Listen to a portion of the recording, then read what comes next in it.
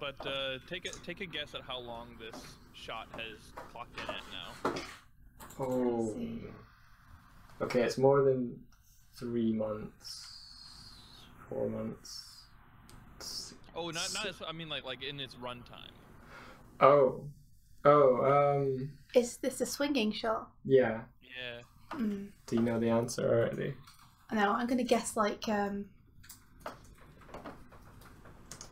gonna guess about 9 days, 6 days. So when I'm talking about the length of the shot, I mean all these shots you've seen me working on have been part of a single tracking shot. So I'm talking about the runtime of it. Oh, the runtime. I thought you meant how many days straight have you been streaming if you plus them all together. Is it like... Oh god, it'd be a long time. A long time. Let me think. Hold on. I'm going to play it in my head. I'm going to... 20 seconds? Is that just maybe I've over the mark? I don't know. Okay, you say 20 seconds. Yeah. I say, yeah, maybe 17 or something. It clocks in at 1:30 seconds. Oh my god, Whoa. that's crazy! What? I'm about ready to put it up on my stream media source. Oh. That's cool. That's so cool. India's got that on behind There me. it is. Yeah. I get things set up, you guys will see it on my stream. You are a crazy man. Okay, I was downloading this so I can get my stream. For some reason, for some weird reason, every time I try to reopen the chat client for restream, it doesn't open, so I have to uninstall it every time. Huh. So Very odd. yeah, apologies to anyone that's like messaged me in the chat. I'm here with Patrick Stannard, and he's currently like dual streaming with me on Picardo. Yay! Woo! Woo. You can call me Patrick, by the way. Okay. Cool. Oh, there it is. I've got the animation up now. Oh, it's so beautiful. Just keeps going. It just never ends. It's a never-ending shot. Oh, it's amazing, though. Why did you decide to do such a long all in one Because shot? I wasn't aware of what I was getting myself into. It's so It's complex. taken like a year to do this one shot. Yeah. Oh my god, it's beautiful though. You must be so happy with it. Yeah, I mean, like I've been looking at it for so long that my main joy is the fact that the shots immediately after this are each like, 20 frames long, quick succession, real easy shots. So I'm really looking forward to kind of putting this one behind me. Yeah, that's gonna feel pretty weird to suddenly jump from doing something which has taken so long and been so long to doing just a few frames. I think it'll be a welcome change. Yeah, oh man, this is looking so incredible. Yeah, I mean, there's a lot of weird, subtle things happening in these shots that is one of the reasons that they took so long to do. Just the fact that Emilio, he's supposed to be like acting pantomime while in these big hands, like swinging back and forth. So there's a lot of like moving forces to keep track of. It's got this really nice delay on him as well, which is super nice.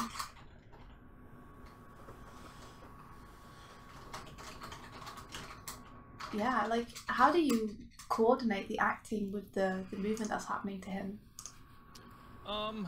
I think what I ended up doing is, I mean, at some point you just kind of have to rely on your instincts that you've built up as an animator. And so for this particular one, it was once I got the hands moving at a good rhythm, I just kind of went frame by frame and just stepped it, basically. Just stepped back and forth and made it feel alright. Then eventually, yeah. Oh my god, that's amazing. Like, especially when he's spinning around and swinging. That was surprisingly easier to do. Really? Because you only catch glimpses of his face and, having him act when he's spinning 360 degrees and make sure all the expressions are readable and all the poses are silhouetted nicely. And Yeah. Yeah, I think that one got what's the word? That one got like roughed out a lot easier than the other ones. I don't know exactly why that one didn't take me as long. Animation trance. Yeah. Just zoned out, and then it appeared. So, you know, I might actually just take a clip of this and put it in the Discord. So right now I'm working on the very last bit of this. Mm-hmm. Emilio gets placed down in the final shot. There's this tiny little guy next to this big chair that he had knocked over to get into the room. I'll put it in the Discord chat so you can see it. So I'm trying to restage this right now because it's just not a good composition, or at least not one I'm happy with. Can you describe what it is that you feel is off about it and what you want to change about it? I mean, it's a few things. One is everything's kind of sitting in this, everything's kind of staged awkwardly. The way that the chair kind of overlaps him, where he's placed in frame. Okay, let me. So I'm just trying to, I guess, make it more appealing. So I don't know if I want to bring the camera down a little bit, make things a little bit flatter. Yeah. The chair, even though big, you don't really get a sense of its scale. The frame feels very flat, doesn't feel dimensional, or like doesn't have depth. It needs depth. That's what it needs. So, What action is going to play out in this scene? So this is the very end of the shot. I'll just render this real quick. So Emilio finishes his swinging, and then he gets placed down.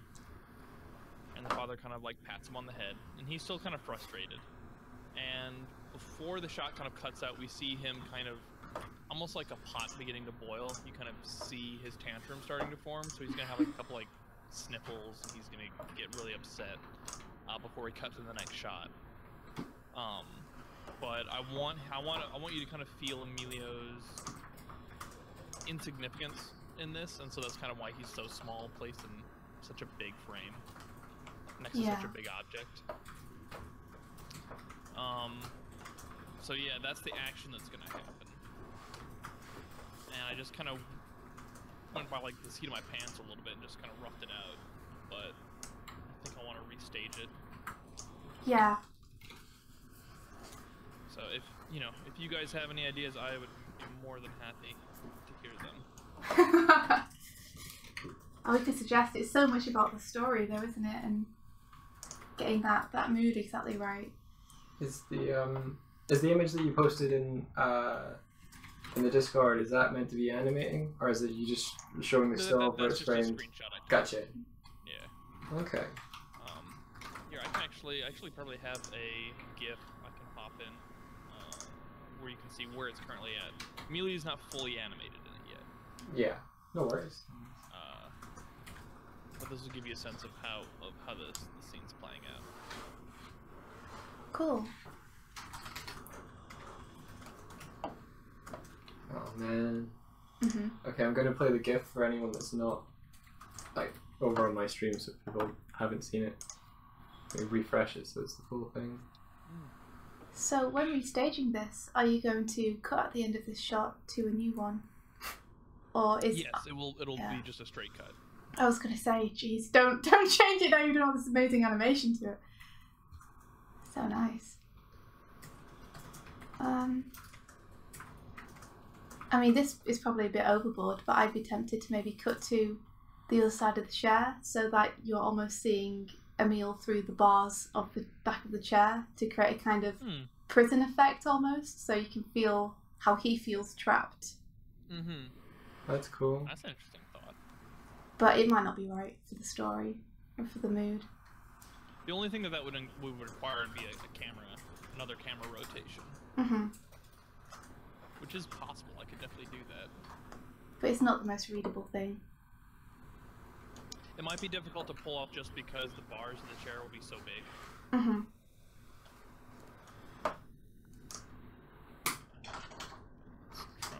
right now I'm just trying something. Maybe bringing the camera down? I don't know. Yeah. Why not? Just one of the best things things. Something works, right? Yeah. I mean, if you have a a world of giant objects, then it's the perfect opportunity to do stuff like this. So why wouldn't you? Yeah.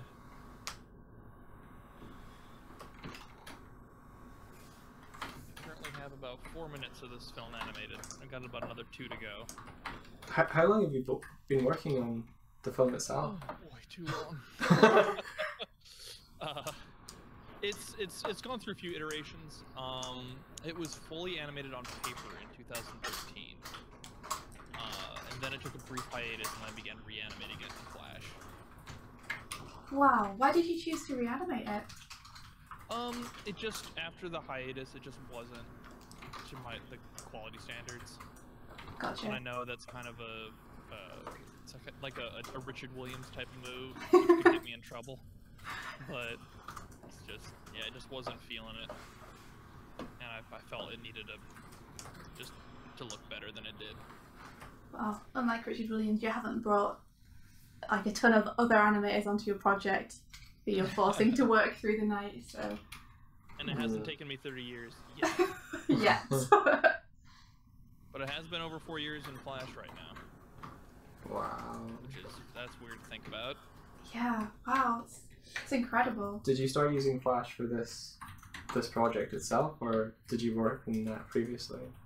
At that point in 2000, so I had been working at Powerhouse for 2 years at that point.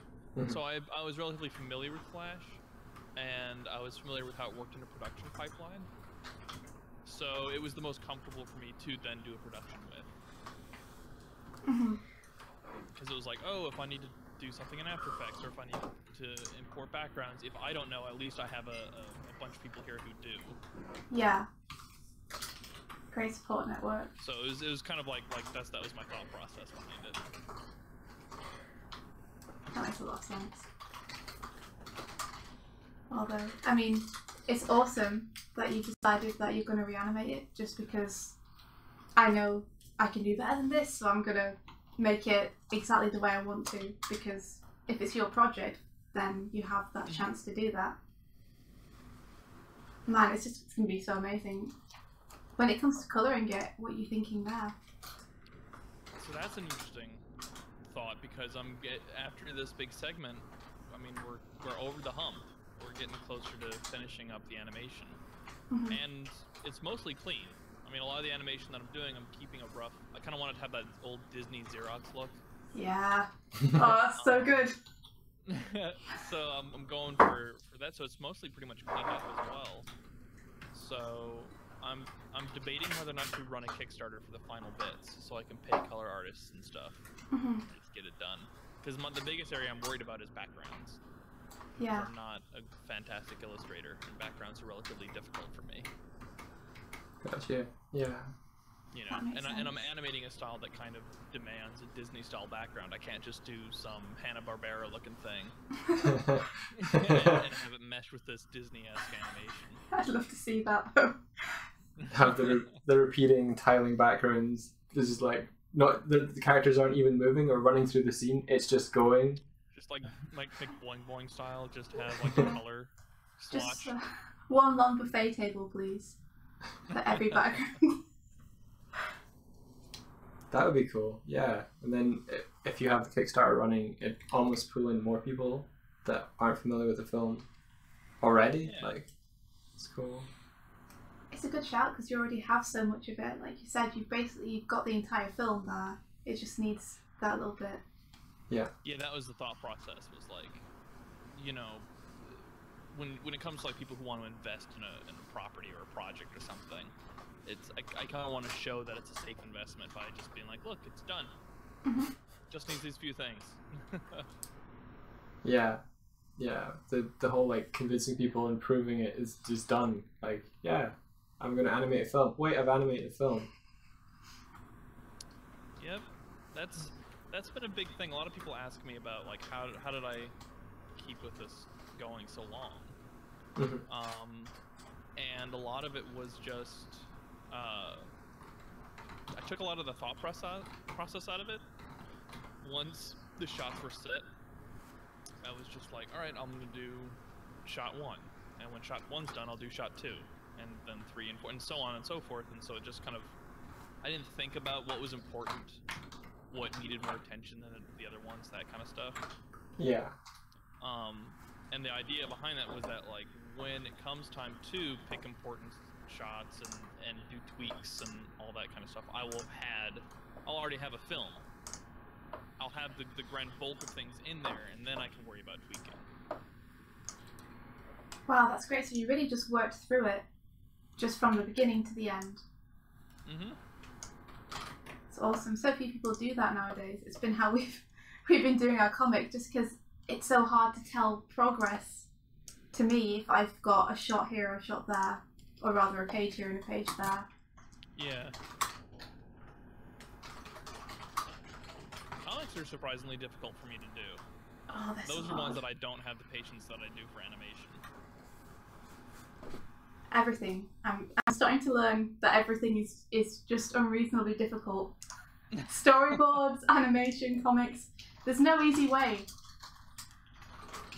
I do find that painting provides a respite, because in painting there's periods when I'm doing a digital painting where I can turn my brain off. Yeah. And you're just picking values and just building up building up your lights and your darks and things like that. And you can't do that in animation. No. At no point. It just doesn't allow you to. Have you allowed yourself to think what's next past this project, or are you? Oh, I have so many films I want to do. It's a sickness.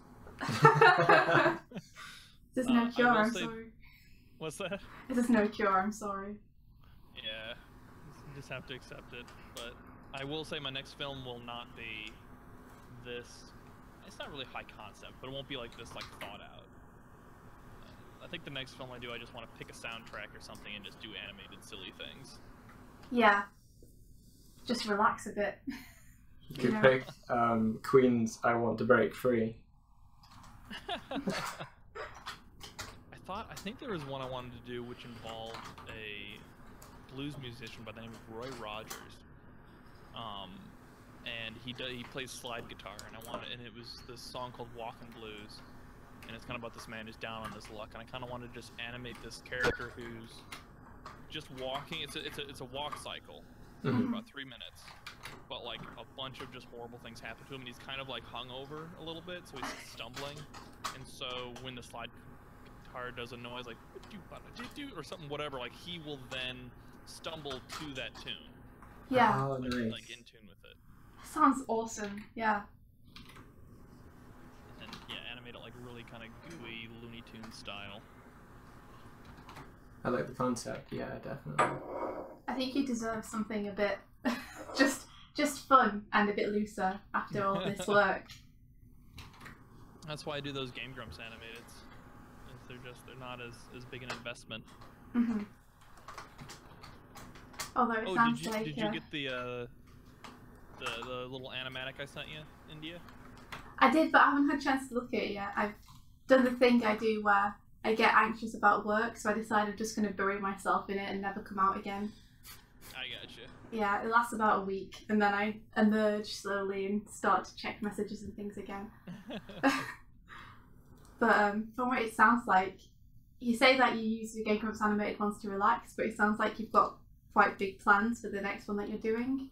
Like you really want to push it. I did. Why did I do this? You did it again.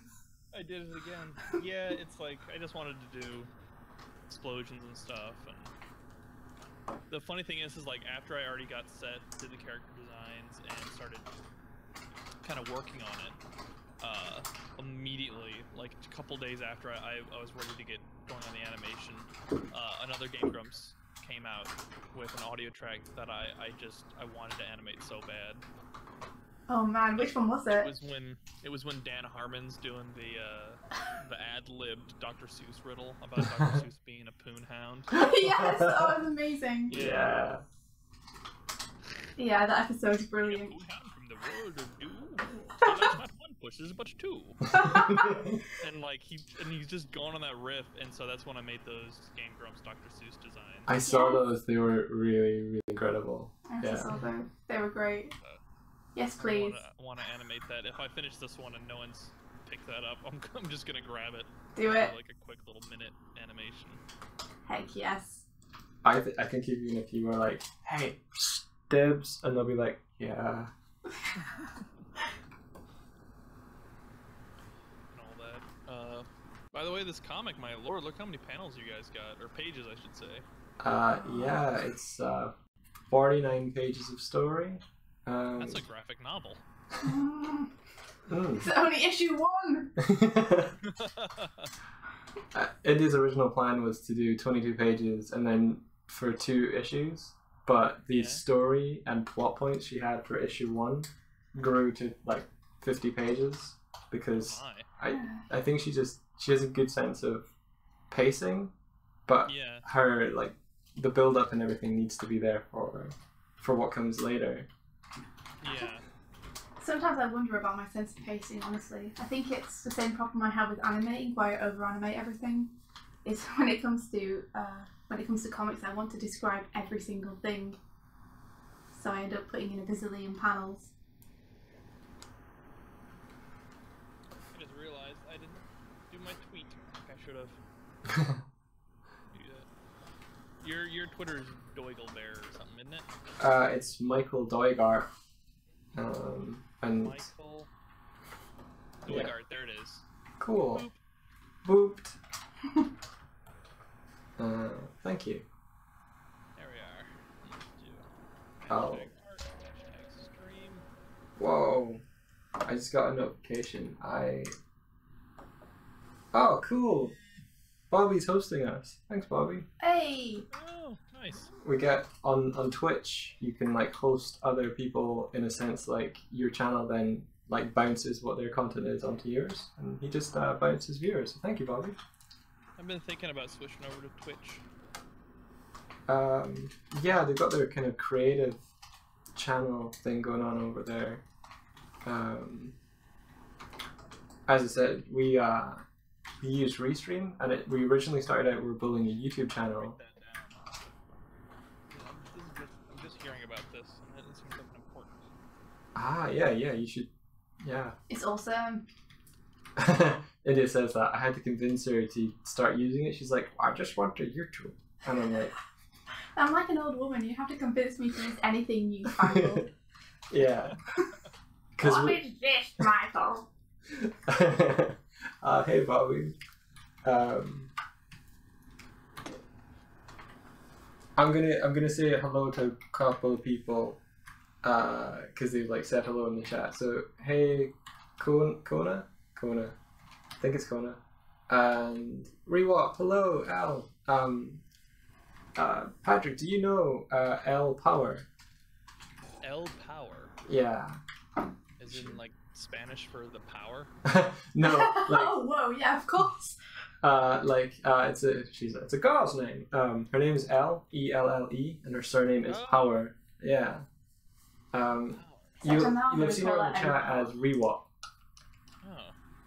Oh. Which is power backwards. But yeah, she's saying hello and on her. Hello, Elle. She's an awesome comic artist and an animator. Yeah, so I think if and when you do come over, I definitely recommend doing like a meetup with Al. Yeah, that's like I would love to do a big animators meetup. That would be really cool. That'd be amazing. Because I mean, like Ireland, you guys are getting pretty popular in the whole animation business. Yeah, it's great. When did that kick off? Was it just Cartoon Saloon or? So I'm not completely sure actually, because I only got here I've only been here about a year. I think it's probably been in the wake of was it John Bluth? Of course, yeah, Don Bluth. Oh, the Fox sorry. Studio.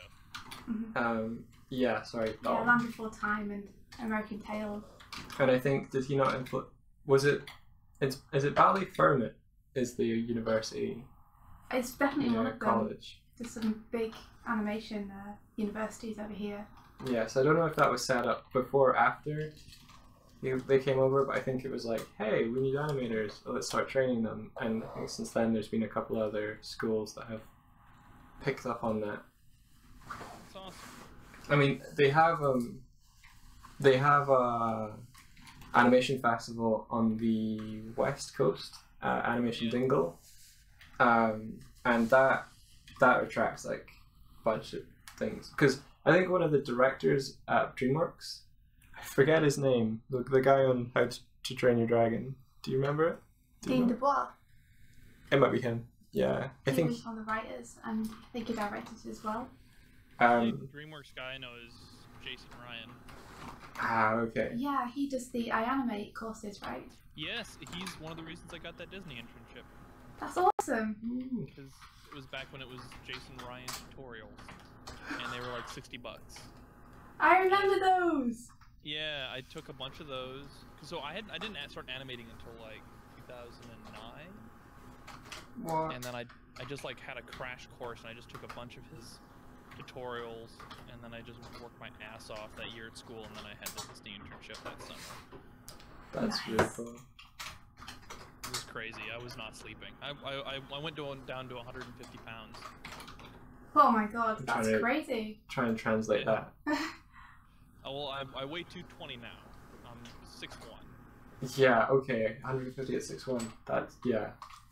Oh, good that's God, right. man. I'm American. I use pounds. What's that in kilograms? I think it's 14 pounds to a I'm stone. currently 99.7 kilograms.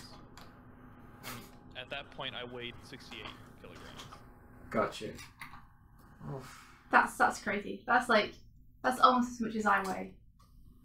And I'm a small 5'3" girl. Yeah. So I looked like a walking skeleton for a while, because it was just like, I just didn't sleep or eat, just worked. I mean, man, though, that hard work, like, it paid off because the quality of your animation. It's weird, and I'm sure you guys are familiar with this because you're both artists, and this is a common artist's, I guess, plight. But you have these moments in your life when you do that. You kind of really push yourself, artistically, creatively, and you learn a lot. And then you want to get back to that level of progress. Yeah. But it's amazing how we look back through rose-tinted glasses, because like that was not healthy. No. Yeah, it's not something you can really advocate or like advise another person to do.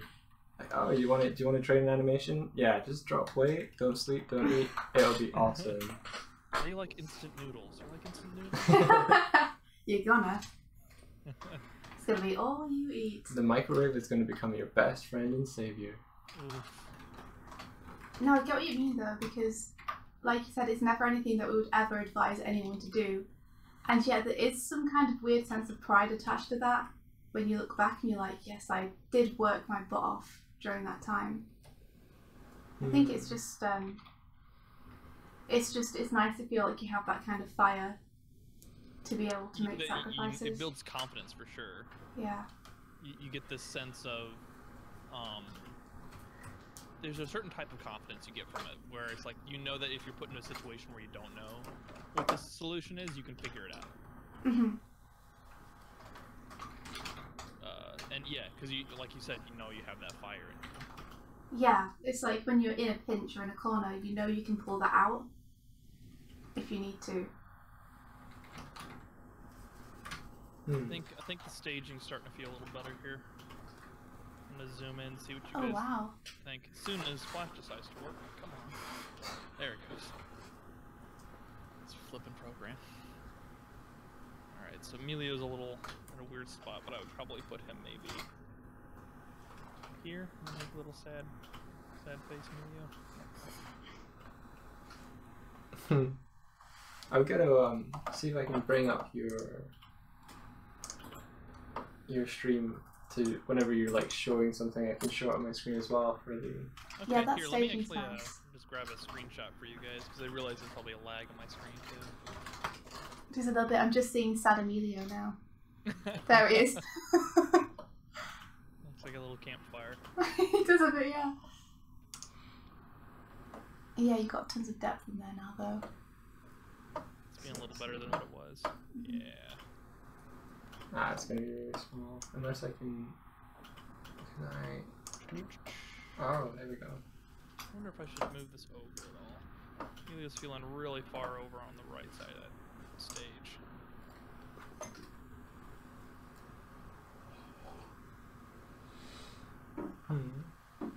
It's cool to see the rough sort of process that you go through. Oh man, I do some nasty chicken scratch roughs. A lot of them, it's almost like just like putting a note, like when you like write a note on your arm or something. It's like the image is in my head. I just need some sort of scratch on the paper to remind my head that there's an image in there. Almost like this sort of catalyst jumping off point. Like, Yeah. I think that's something that you find when you work in a collaborative production, where the level of description that you need to transfer that information increases to the point where you're almost going. It's like if we were working in a team of 3, I wouldn't need to go this detailed, and you almost have to do more work the more people are involved in the production, where you have this kind of there's a pipeline, and I don't know what's in your head.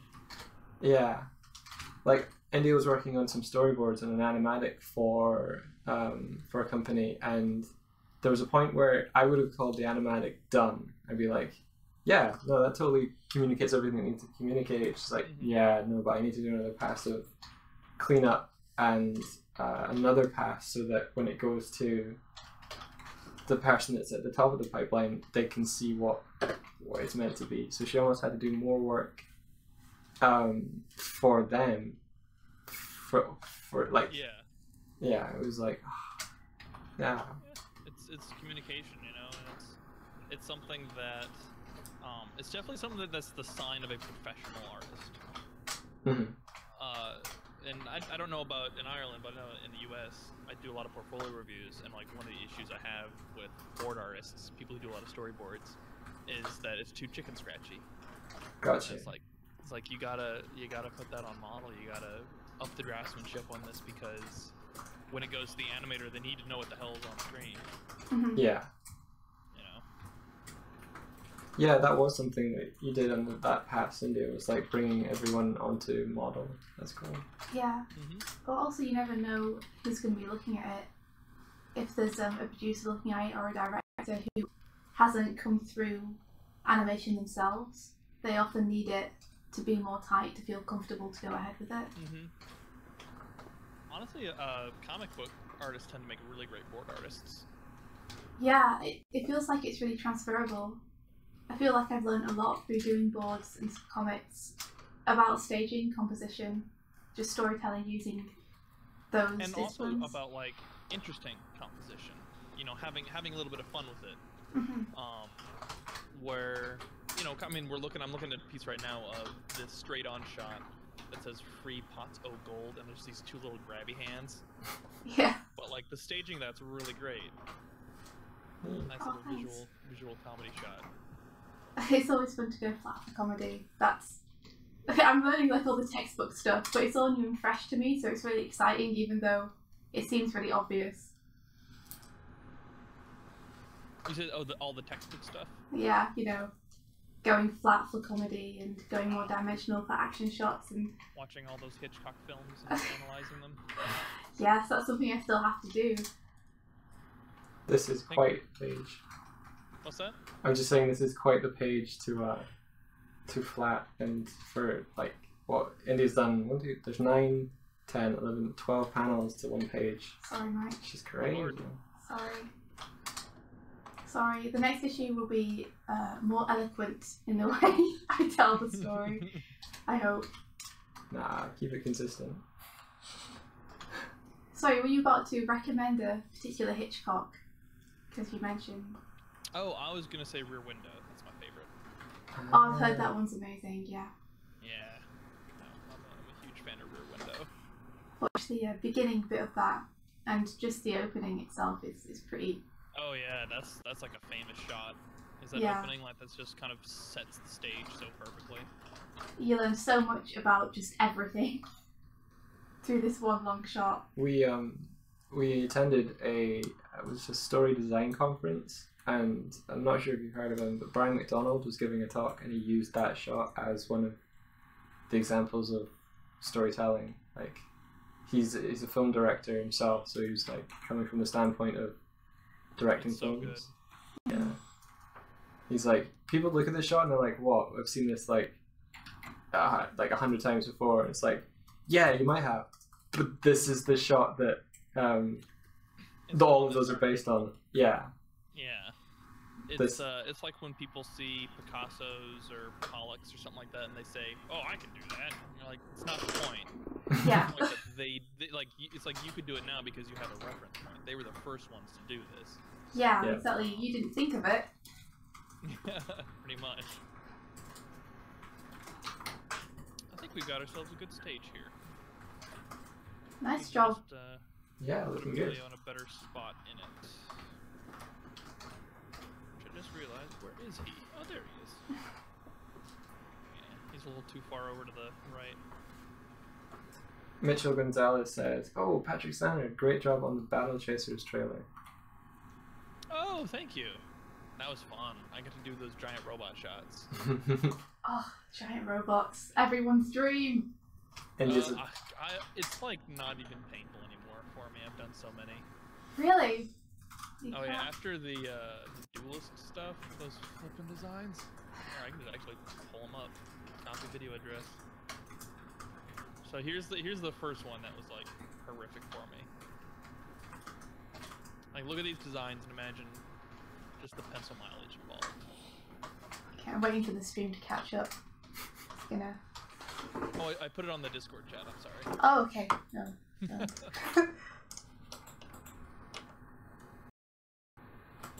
I'm such a sucker for robots. Especially giant robots. When it comes to something like that... What's that? When it comes to a shot like this, how are you...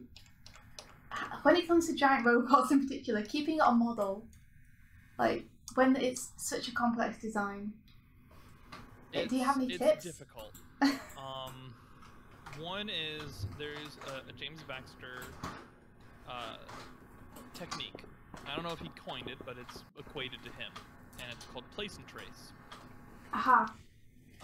That involves, so when you have a complex object that's moving through space, you know, let's say you have this really complex robot head. The robot's making a head turn.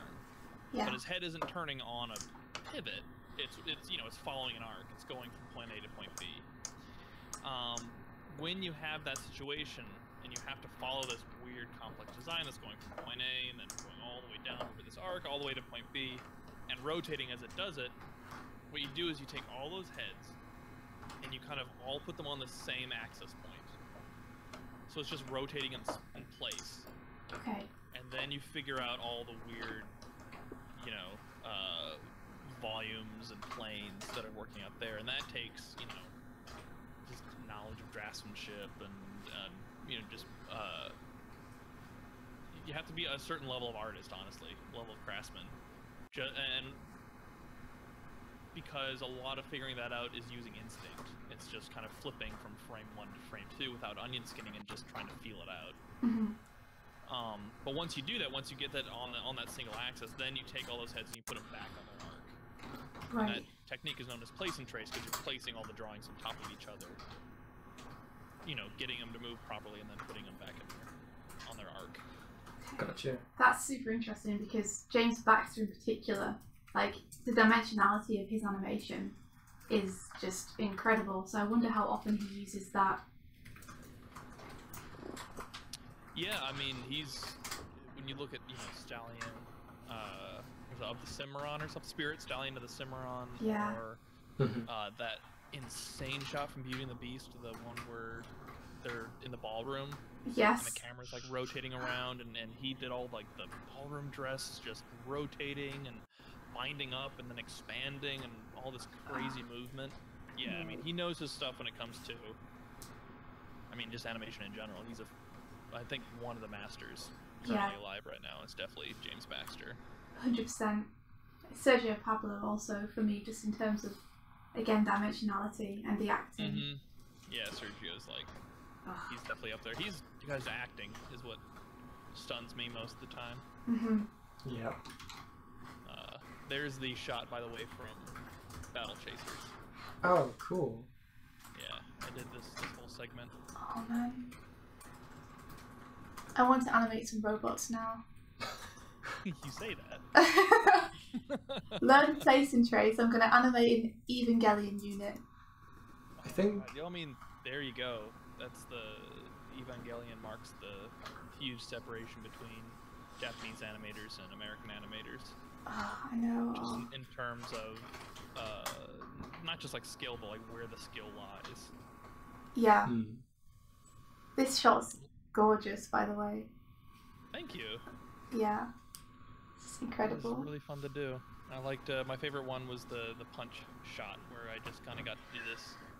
I wanted to combine the feeling of like a shotgun, like cocking, and then like a freight train slamming into. Oh, that's awesome! I can see it now. You said it. Yeah, so like that's why the fist kind of follows that track almost, and it has that real slow get up. Yeah, I love that little bit of anticipation you have where it jerks back, and then it's just there. Boom. Yeah. That's the noise I kept making when I was looking at my screen. That's a great way to get timings down, though. To just make the noises to yourself and then be like, is this moving at the same time that I'm making these noises? I think my teacher, Steve, was the one who first kind of put it into my head that, like, the mark of, like, really good timed animation is if you can hear the sound. You know, even if there's no sound there, but you can kind of hear it. Yeah. So, I'm just staring at this animation looping. I had a similar moment earlier today where I was coloring a page that India gave me, and it's almost like one of the establishing shots, and I'm like, this should have music over it. When I was like looking at it, yeah. bring it. Mike's just too nice about my stuff. It's this one here. It's a thing. This one in the middle. Where is it posted? I can give you. I brought it up on the screen, but I'll put it in the Discord as well. It's page 5. Look at these cute characters you're drawing. You're so adorable. You're so appealing. I just like the nose shape there. Oh, thank you. It's been fun to do the comic.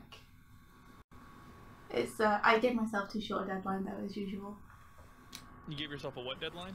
Too short a deadline. I always do that. Deadline. Too short. Not enough time. Oh. Yeah.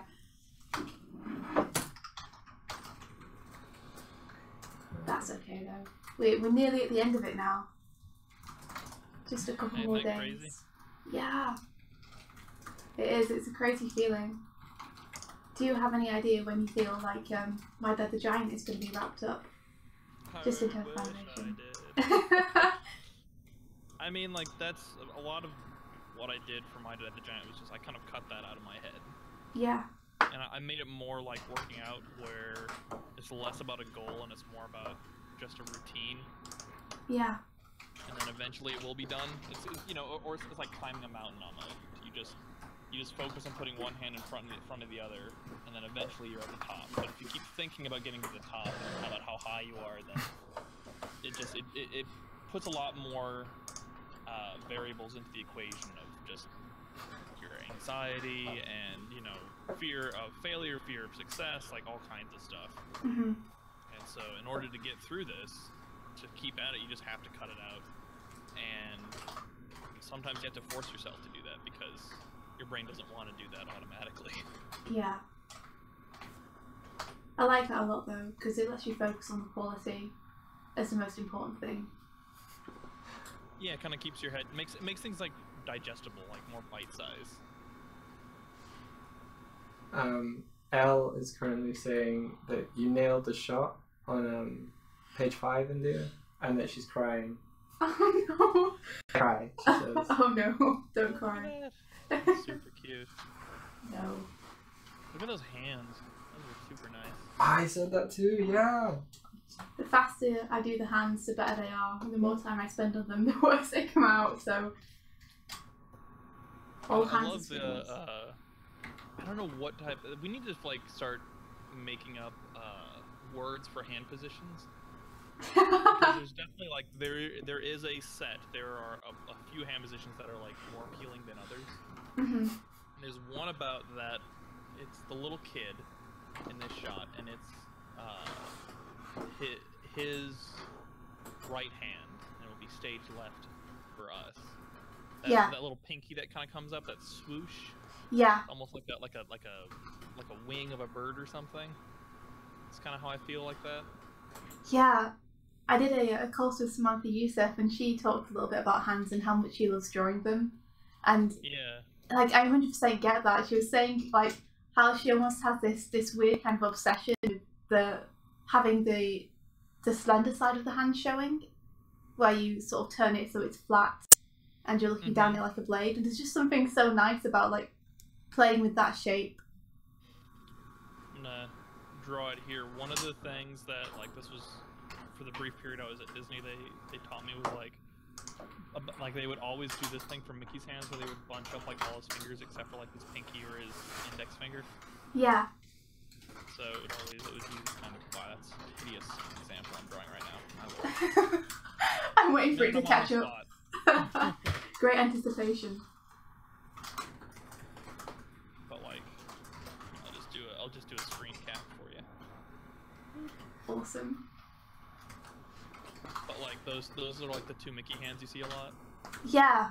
Oh, I see them now. Yeah. Comic artists too. A lot of the times, it's separating out the index finger, either in fist shapes or just in general hand shapes. They'll bunch together the two middle fingers a lot of the time. I'm trying to remember where are the. I had some really fun hands for the father. I can't seem to remember them. Where is it?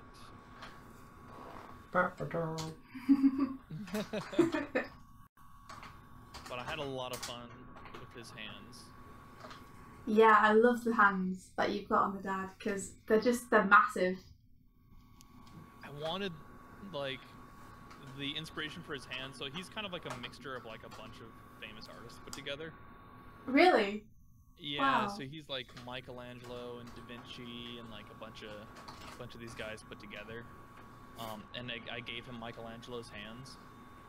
And there's very few portraits of Michelangelo, but he was a sculptor, and so he has these massive hands because he just sculpted out of clay and marble 24/7 his whole life. Yeah. So his forearms and his hands are these gnarled, just masses of muscle. Wow. And I just liked them so much. I really wanted to do kind of big meaty hands. I love that. Yeah. He always drew hands like that too. Like he really exaggerated the muscles and the kind of articulation, the joints.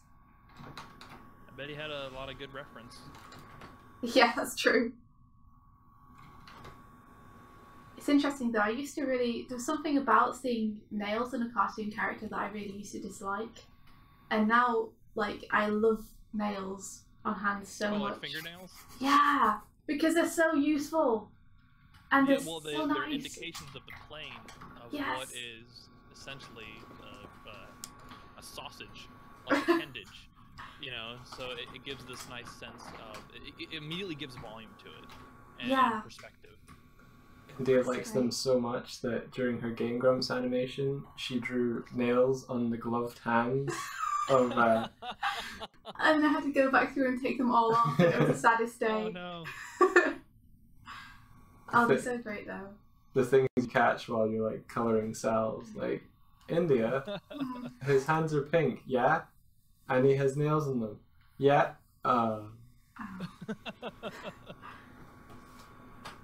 So often, there's something so satisfying though about just drawing like a round blobby shape, and then you put like a really foreshort and flattened nail on top, and you're like, now it's a finger.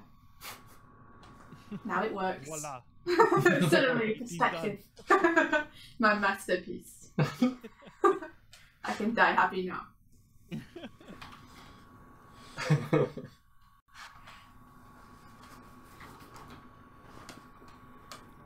he's so small in this shot. It's weird. We've seen him so up close for so long. Now he's gonna be this tiny little thing.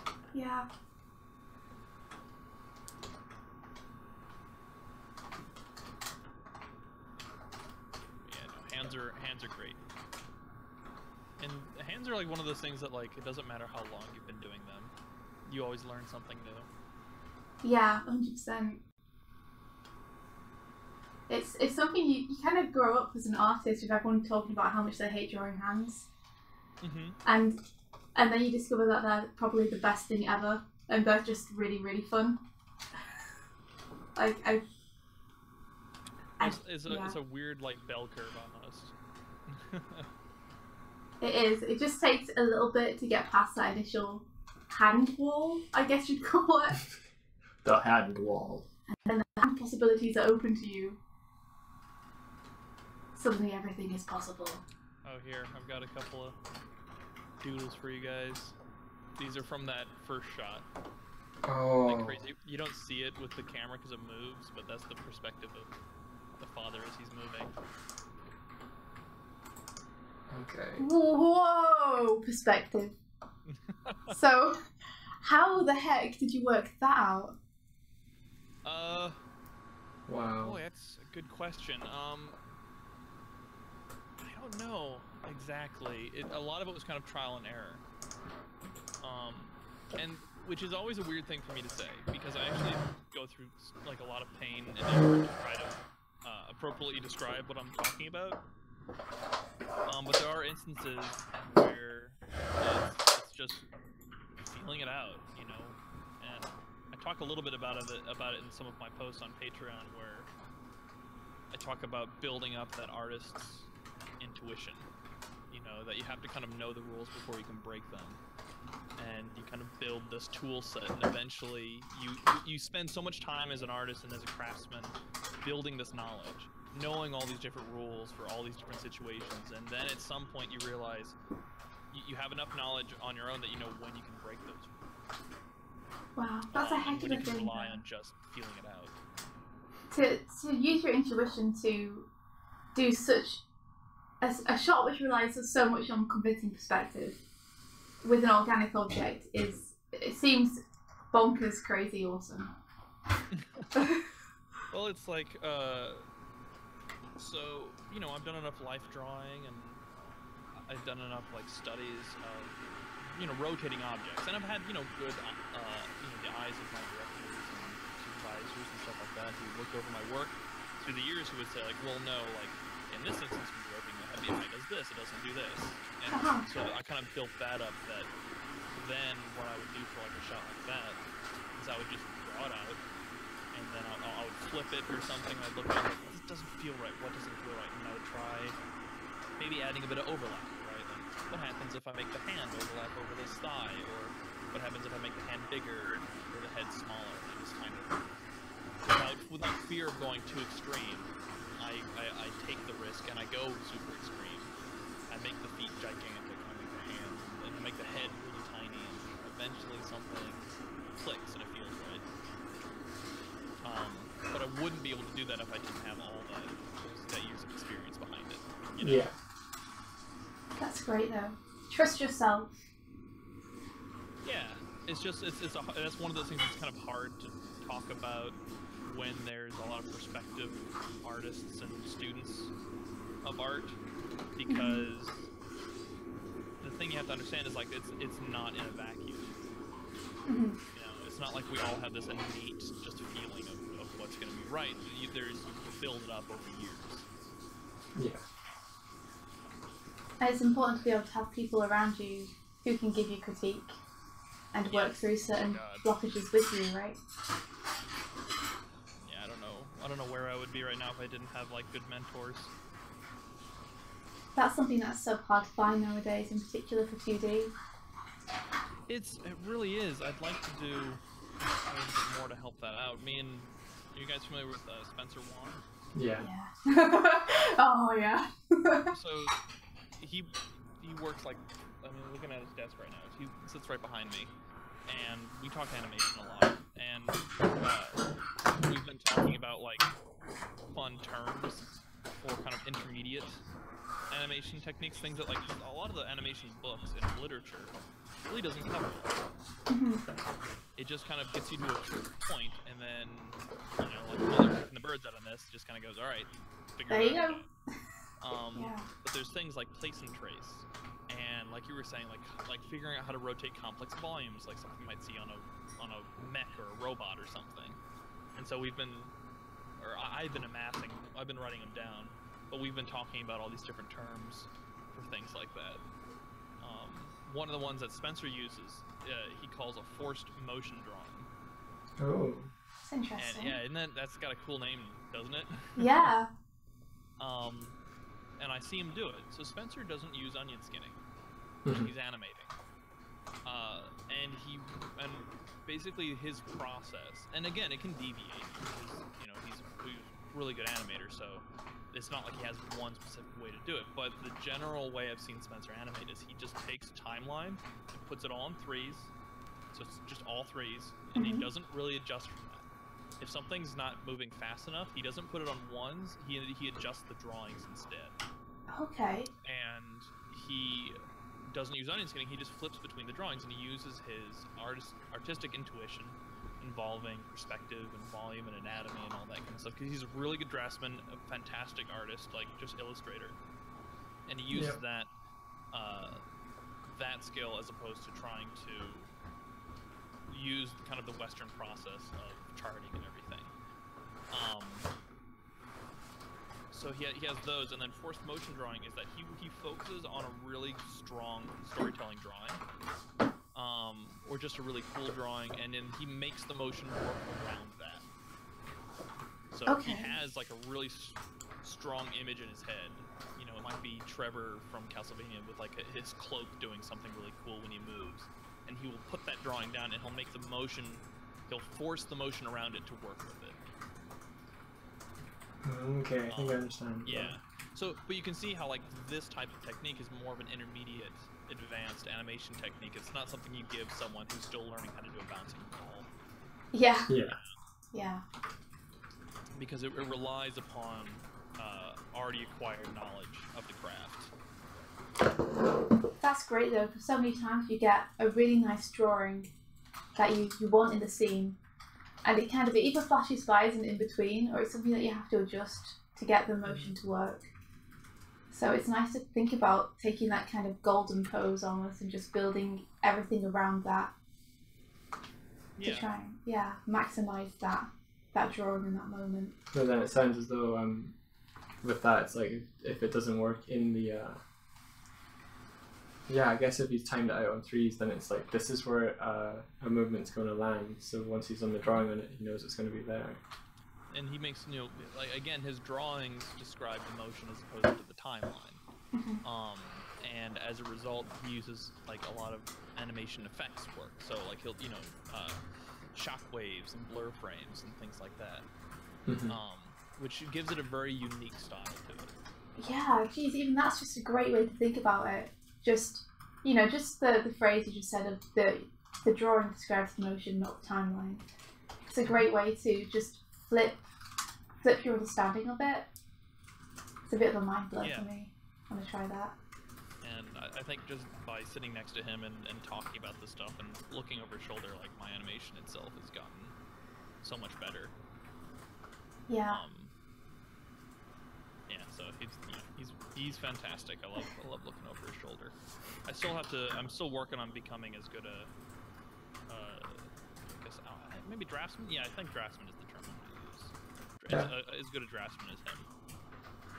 Because like what he does with pencil and paper, or just a single line without any color, is just blows my mind. He's incredible. Yeah, he's super inspiring. I only found his work kind of earlier this year, and I'd never seen it before, and it was just like, the timing, everything, like the arts of the motion, it just had so much life and character to it. So, you know, a lot of animators, they have like tells. You know, you can tell a Milt Kahl scene, you can tell an Eric Goldberg scene. Yeah. One thing to look for in a Spencer Wan scene is circular settles. That's what I call them. Nothing ever just settles. Nothing goes from point A to point B and just cushions. It will overshoot and come back around in a circle. I'm gonna look for that then. I wonder if I can find some. I'm sure I can find you an example of it. Let's see. Now let's use scene. Yeah, that's got some good ones. Oops. Come on. I remember when he was animating these things. Oh, perfect, yeah.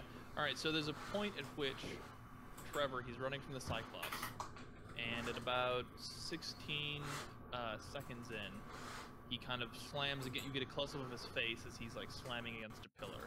Put it in the Discord chat, and I'll also put it in the Crowdo chat for people. Cool, thank you. So in that part, you'll notice that there's this like circular motion to his impact, and you'll start seeing in all of Spencer's work because he's feeling it out. He hasn't charted it, so when someone lands, he's thinking of the momentum of their chest going forward, and then as their legs lock and push back, how the arc of that chest. So everything's this kind of continual arc that he's feeling out. Yeah, I see it. Definitely, that circle's super apparent in that one shot there. Yeah, and you'll start seeing it all of his work. Oh, I love that though. It's so nice. Yeah, to what you were saying though, I 100% agree that there is this weird kind of gap between beginner knowledge and I don't know what you'd consider maybe expert knowledge of 2D animation, because there's a point at which the books just stop, and it's somewhere shortly after you've kind of tried some acting, lip syncing, and done your walk cycles and your ball bouncers and your flower sacks, and then there's just a big desert of nothingness, and then there's the people who rely on you, I guess, getting a job and learning it from other professionals. Yeah, it's kind of like from then on, it's not written; it's supposed to be spoken. Yeah. Which is not very efficient. It's great if you can find it, but it's more difficult, you know. You've got this climate now where you have people that are freelancing, or they're YouTube animators or something, and they've built their own learning just through practice that could probably really benefit from it, because they're not in a studio environment, and they're not getting that mentorship necessarily. Yeah. So I've been cataloging a bunch of animation terms for stuff like that. So if I do, or if we do, I should say, produce a book, we're thinking the title will be Butt Clouds. That's one of the terms. Butt clouds. Butt clouds. Butt clouds are perfect. They're how you do good explosions and stuff. Oh, butt clouds. I can tell already what this is going to be as well. Yeah. It's a perfect name for it. I'll never think of clouds in the same way again. Yeah, if you're ever animating like clouds like rolling over each other and like the volumes kind of volumes going over volumes, then it's like, and you're wondering how to draw them, just draw them like a bunch of butts. Just butts, endless butts. Yeah, it's a kind of like mind changer when it's like, oh, how do I paint the sky? And you're like, yeah, clouds, they're big 3D volumetric, they're volumes, you need to draw them in perspective. And like, oh yeah, that moment when you click, and you're like, yeah. And it's the same with effects and smoke and anything. They all need to work in that third dimension as well. Like, an explosion doesn't just go up and left and right, it goes back and comes toward you as well. So butt clouds is great. Just think about a butt. Yeah, butt clouds. Draw all the butts. You better not make all the clouds in my comic butts now, Mike. No promises. I need to put that life drawing to use, you know? That's a good point. Yeah, if you guys were to do a book though, like, that would be incredible. I would buy butt clouds. You pre-order butt clouds. Yes. It's the hard thing is like trying to demonstrate, like when you're doing any sort of educational or instructional writing, it's hard to illustrate it for people. You know, it's easy if I have a screen and I can animate it in front of them. Yeah. It's just, you know, written words and a couple of drawings in a book, it's a lot more difficult. And would you consider maybe doing it as online courses or online videos that people can download, and then you could... I'm not exactly sure. I thought about doing some of that stuff. I've done a little bit of that for my friend Parker, who is wanting to kind of break into more studio work. And so basically, we designed a course that kind of set me up as his supervisor, or like his director. And I would just give him fake assignments, but I would treat them like an actual studio assignment, so that when he comes out of it, he had studio quality work that looks like the stuff you'd get at a studio. That's great. You know, if you want a job at the studio, it's good to have the stuff they're already doing. Yep. So we have that, and then I am going to be doing a couple of guest appearances on Toniko's channel. Oh, great. He does instructional classes on animation, and he wants me to be a guest speaker on with you. That'd be great. I love following his Twitter, because those animated GIFs he puts up, just showing things like settles or different ways you can space things, they really help. Yeah, he's another person who really knows the structure of animation, and like the process. He's really into process. Yeah. Was he recently animating a tiger?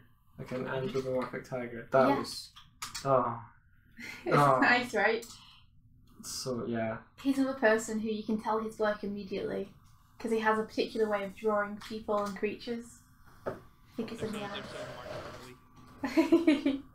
Yeah, his storyboards too, they're incredible. Yeah, he's fantastic. I think he did a talk at CD Projekt Red recently. Oh, okay. What's CD Projekt Red? It's the studio they do in... the Witcher series? Yeah, there you go. Oh, cool. Yeah. That's awesome. Yeah, it was like a talk about storytelling, or like visual storytelling. I've heard that, I haven't ever played The Witcher, but I have a lot of friends who play it, and they all go on about how great the storytelling is, and how the focus is on that.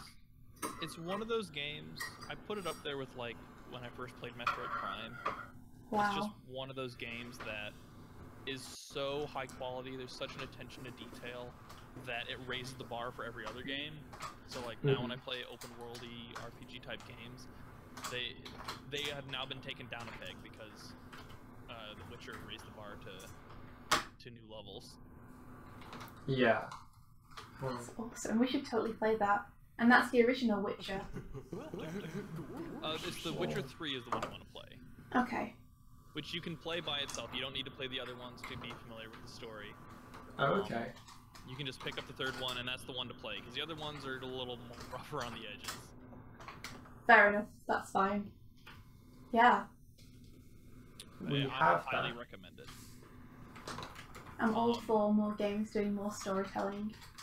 So, like, to give you an example, this is like what can happen in The Witcher as opposed to like other games. A lot of other games, they have side quests, right? Yeah. Those side quests usually revolve around, you need to collect 15 flags because I like flags. I'll give you a rupee for it, you know? Yeah. Gotcha. But in The Witcher, like, you just come across scenarios, and a lot of the questing is, you know, you go to a town, and there's a notice board, right?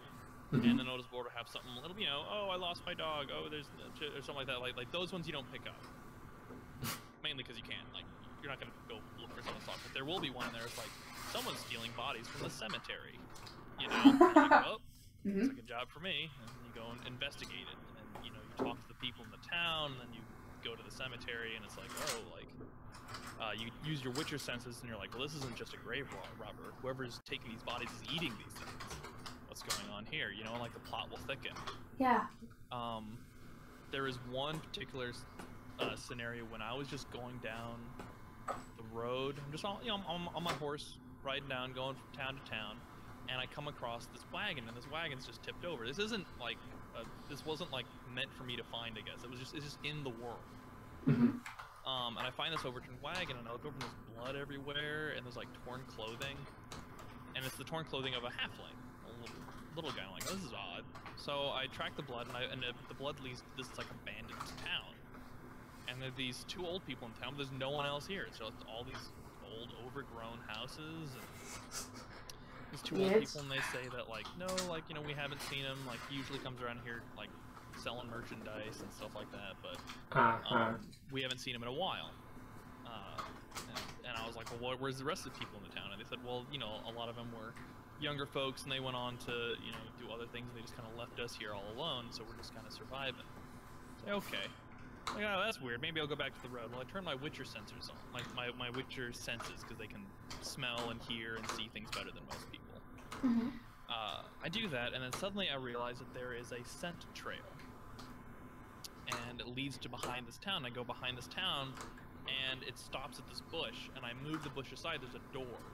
Okay. I'm like, what the hell is going on here? So I go into this door, and it's a cellar, and I go down to the cellar, and in the cellar is just a bunch of bodies up on hooks. Ah. And like a bunch of stuff like that. And so I'm immediately freaked out, and I find the corpse of the halfling in there, and I come back out, and I confront the two old people there, and they said, and suddenly they change their story, and they say, well, like we didn't kill any of these people, we just ate them because we can't grow anything in these grounds, and we're too old and feeble to move around, and like that kind of stuff. And so at that point, I could, you know, I could have just left, but I decided to kill him. I don't trust you guys. Yeah. But yeah, so you'll just happen across stuff like that. That's so cool. That sounds like what I wanted to happen a lot of the times in Oblivion.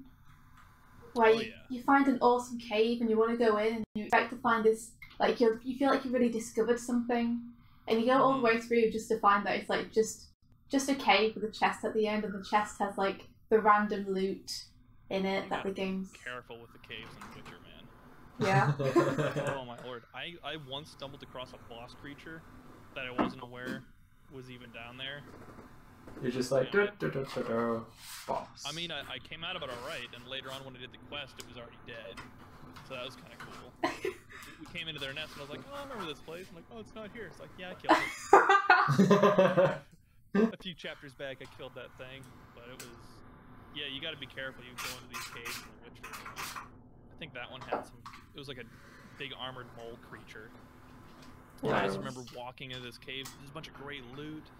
There's these weird little tiny windy passages you kind of like would miss if you weren't paying attention. And I found this kind of crack between two walls, and I snuck in there, and I'm walking down this kind of wet path. There's like a stream going through this cave, and then at the very end, this little crack opens up into this giant empty room. And at the end of the empty room is like half of like what looks like a bed made of straw and bones with like a light beam on it coming from the roof. I just remember walking in like, uh-oh. Yeah. I shouldn't be here. And my gamer senses are tingling. I walked in too far, and this giant armored mole thing jumps up, starts knocking rocks down from the ceiling at me and rolling around. It's just one to play, it sounds like. Yeah. Well, it's just like one of those kind of situations that you can just kind of happen across, and it's... Oh, I love that though. That sense of randomness and of making your own adventure is so what I want from an open world game. And it's so rarely delivered by the game. Yeah, you'll love The Witcher. All the side quests have like fantastic writing. There's no no two side quests are alike. That's awesome. No rats in basements. No rats in basements. If I can figure out how to record it at a high frame rate, we could potentially do like some let's plays of that if you want to do. That could be fun, but that series is probably going to go on forever. Yeah. Maybe because they're getting a Netflix series. Really? Mm-hmm. So they're doing. Is it going to be an animated show or is it live action? I think it's going to be live action. Whoa. Okay. That's still cool. They so they have there's a Netflix series, and then now they're releasing the whole Gwent thing. Because in the Witcher game, there's a card game, like a side game you can play called Gwent. Oh, okay. And people loved it so much they started making physical copies of it. And That's like playing really it in real life, and so now they're releasing an actual Gwent game that's like free to play. That's awesome. So they actually developed a working card game within their game. And it's really good. That's awesome. It's like Magic, but like easier, more accessible. Like you can get into it easier. Wow. So I wonder what it was about the Witcher development that made the game so great, whether it was just that everyone was super passionate when they were working on it, or whether it was that they prioritized things differently. I wish I knew. It's just so many things they did right. Like even like the DLC. There's 2 DLC campaigns for it. Both have fantastic stories, and each add like 20 hours of extra gameplay. Whoa! You can get like both of them for like I think like $20 or less. Wow, that's DLC that's actually worthwhile. It's not like just the one for I think it's called Blood and Wine, which is all about vampires. Which, fair warning, if you're playing The Witcher, vampires are no joke. Don't fuck with them. They are really powerful. But in that one, they added like a bunch of new creatures that completely changed the gameplay. They had like giant spiders, I think, in that one, and most of the enemies kind of come to you, which means that you have a certain strategy involved with that. But the spiders, what they'll do is they'll just hang back, and they're faster than you, so you can't just get up to them. Until they hit you with a web, and then they all rush you. Oh no. So it's a completely different strategy to deal with them. Yeah, this game sounds pretty awesome. I mean, I'm so used to getting half a game and then being told a couple of months later that I have to buy the missing half as DLC. It's just awful. Please stop doing that, games. Yeah. Please. Please stop. Yeah, I understand now, because I have a friend called Jenny, and she's sort of set aside a couple of months to just play The Witcher 3 that she got recently, and she's just been talking about it. What consoles do you guys have?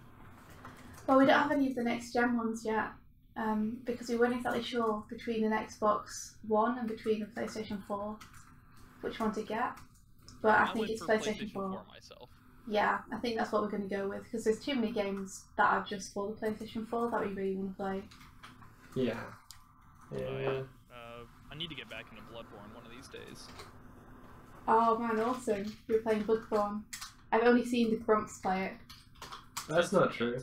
You saw me play it with my dad over. My dad is like massive Dark Souls and Bloodborne so fan. Weird to think that I've never equated people of parental age as like big gamers. Well, you know, he plays well. He got me into gaming when I was really young, and he's continued the trend. But every time I go home, there'll be probably a new iteration of like Dark Souls 1, 2, 3, Bloodborne, and every time I go home, he's like, "Oh, you got to try this." But what he loves to do is like let me play, but he'll sit on the couch next to me and he'll like hold his breath when he knows something's gonna happen, or he'll start giving advice and things. This is the same father that like was like, "Hey, do you want to go over this game?" Like, "Sure, yeah. What's it called?" "Oh, it's just Resident Evil. Just walk through this corridor here." And it's the very one in which 3 demon dogs like jump through the window, like a particular jump scare. So he's like sitting on the couch next to me, like, "Oh no, you won't be able to beat this thing. Like, come back to this later." I'm like, "I'll show you. I can't beat this thing." Like, and I just ram my head into it continually. Oh my god. He loves that though. Sounds like a good father. Yeah, he is. I think he just likes telling you like how to play the game when you're playing it. Watching you two is hilarious.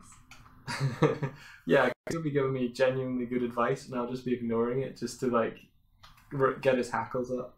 "What are you doing?" Oh my lord, that sounds fantastic. It's really funny. He doesn't just do it just to watch you like get scared. I think he did way back then. He just wanted to get a good laugh out of me. But for things like Dark Souls and stuff, I think he's just genuinely trying to share one of the things he's passionate about with me, which is fine because they're amazing games. Bloodborne, Dark Souls, they're both fantastic games. They're those types of games that you rarely get, where a lot of games they try to appeal to a large audience, and as a result, they have to kind of give up certain kind of gameplay mechanics that might make it more fun for a niche audience. Whereas Dark Souls and Bloodborne, they don't give a shit. Yeah, they have their audience.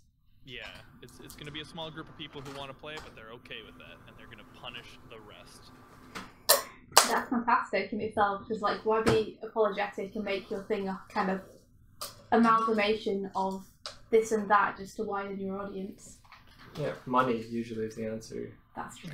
Well, when you sink, $70 million into a property, and the only way to get it back is by selling your game. Yeah. they don't have ticket sales Mhm. for video games. Kind of have to. You say that, but they have pro game tournaments now. Like the amount of like money that's generated through games after the fact is kind of staggering at this point. It's gotten a lot better, especially now with like more merchandising around games. Mm. Because for a long time that was kind of a movie thing. Movies had ticket sales, and then they had DVD sales. They had the merchandising with all the toys and stuff, and games were kind of like you just bought the game. But games are getting a lot better at like branching out and getting more types of merchandising. I think Twitch has helped with that as well, where they're offering a service where it's exposing more audiences to games they might not necessarily have played themselves, but they'll see it and then it might entice them in, get more streams get more sales that way. Yeah.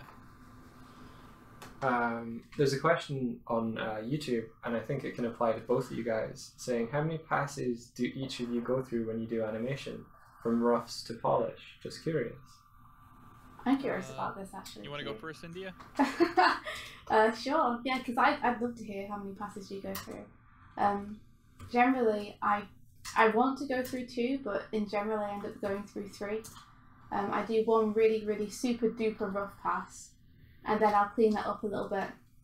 And I'd like to get away with just having that pass, but if I want to present it, then often I'll end up doing the final inks over top of that.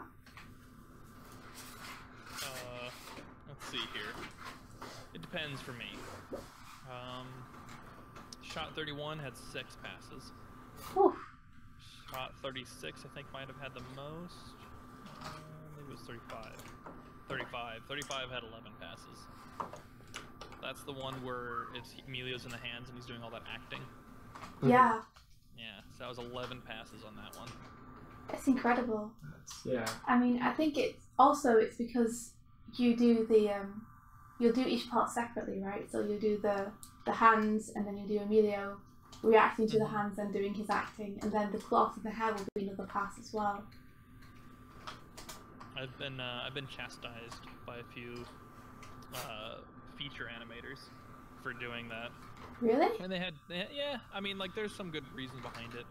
I've been recommended like not to do that because it can kind of, I mean, by its very nature, it segments your animation, and so things sometimes don't feel like they're all one and the same. Mm-hmm. They can feel segmented. Yeah. At the same time, though, I'm on shot 37 of 60. I can't go back now. It's too late. Yeah. If I was to suddenly make a huge style change, it would be very evident. But yeah. I think, probably depending on, I don't know.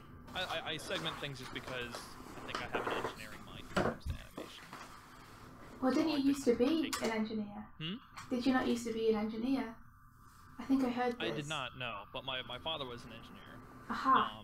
And I kind of grew up with that mindset of taking things apart and putting them back together again. It's very cool. Which is like, I still do that a little bit. I do all kinds of weird construction things in my spare time. That's great. I think it definitely works for you, though, this approach. Because I think if you have the skill to pull it off and make sure it doesn't feel disconnected, then, I mean, it's just a really nice way to make sure that you are getting everything affected by everything else and you're able to make changes.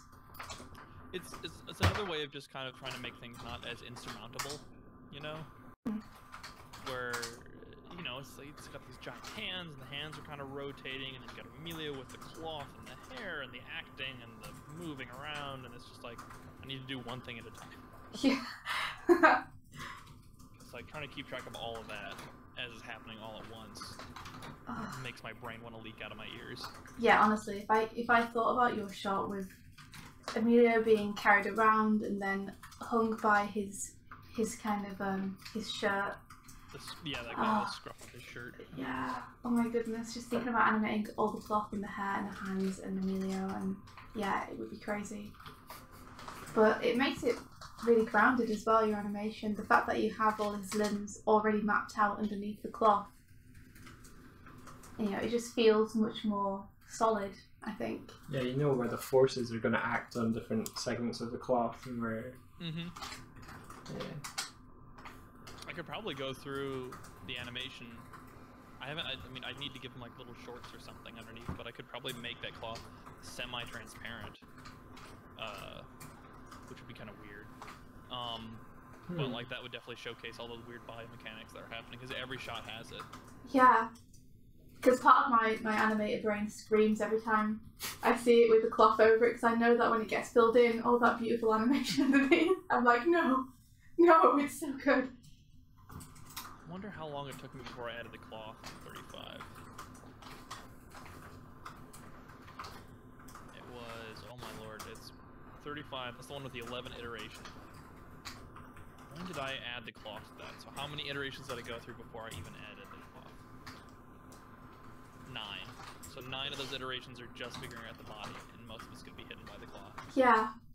And it looks fantastic, but at the same time, it's like, oh god, but it all works. I'm not the authority on efficiency.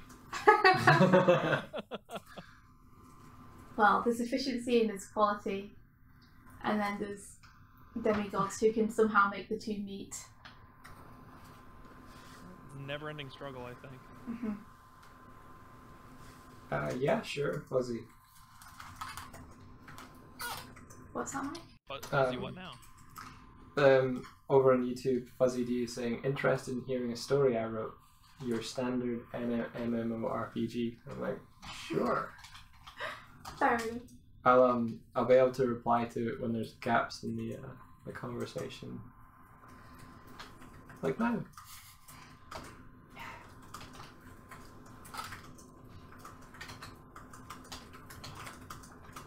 Hungry. I might grab some to eat here in a bit. Yeah, go for it. Don't let us starve you.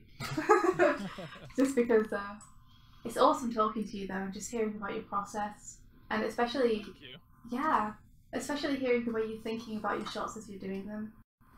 I get to hear all my anxiety about it.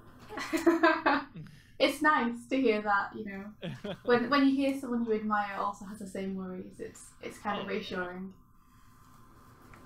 I think like one of the formative, I've had a couple formative, I guess, experiences in my life, but like one of them was, so when I was at Disney, I mentored under Eric Goldberg. Ooh. And I remember I was in his office and he asked me what I thought about a shot.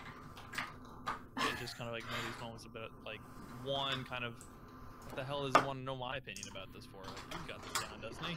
Yeah.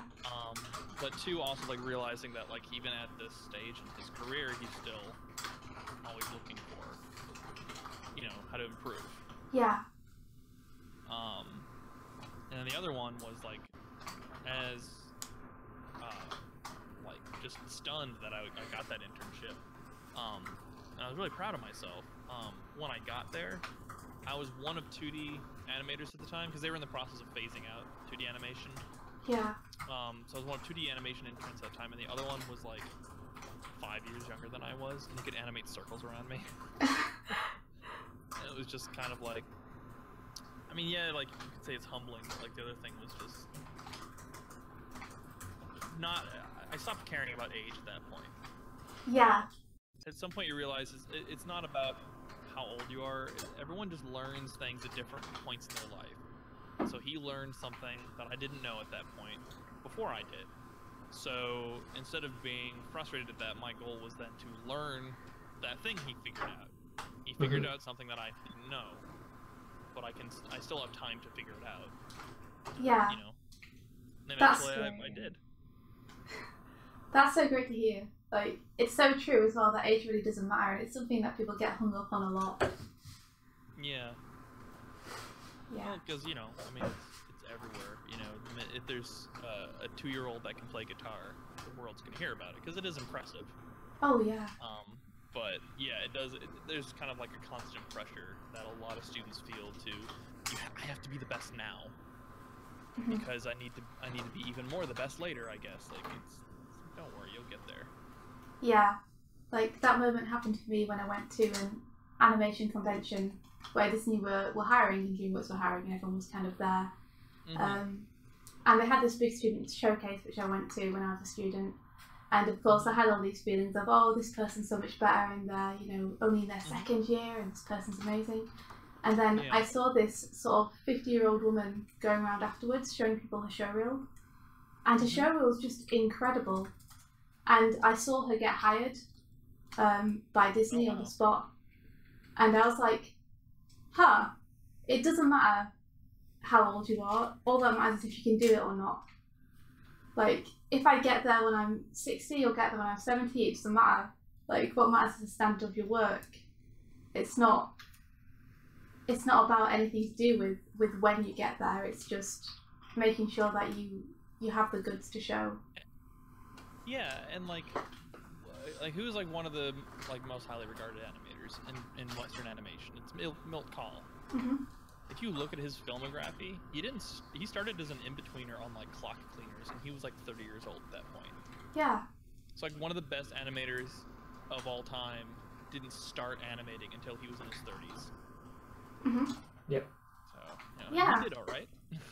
Exactly. And this woman I saw was amazing, and like she was so much older than I thought that I would, I guess want to be when I was a good animator. But you're just gonna keep growing and growing and growing, and she was incredible, and I want to be her. I want to be animating that well, and I hope I am when I'm that age. I might not be, but we'll just keep trying. And age really has nothing to do with it, one way or the other. Yeah. Not explaining it very well, but I'm sure you know what I mean. Yeah. I know what you're talking about. It's cool. Just trying to... What am I doing right now? I know I had a plan when I went into this. Okay, I think it's working. Every once in a while, I'll just turn Emilio into this little bean thing. Yeah. I love that squash and stretch you've got on his face there when he's sniffling. He's like sniffling, that's what's supposed to be happening.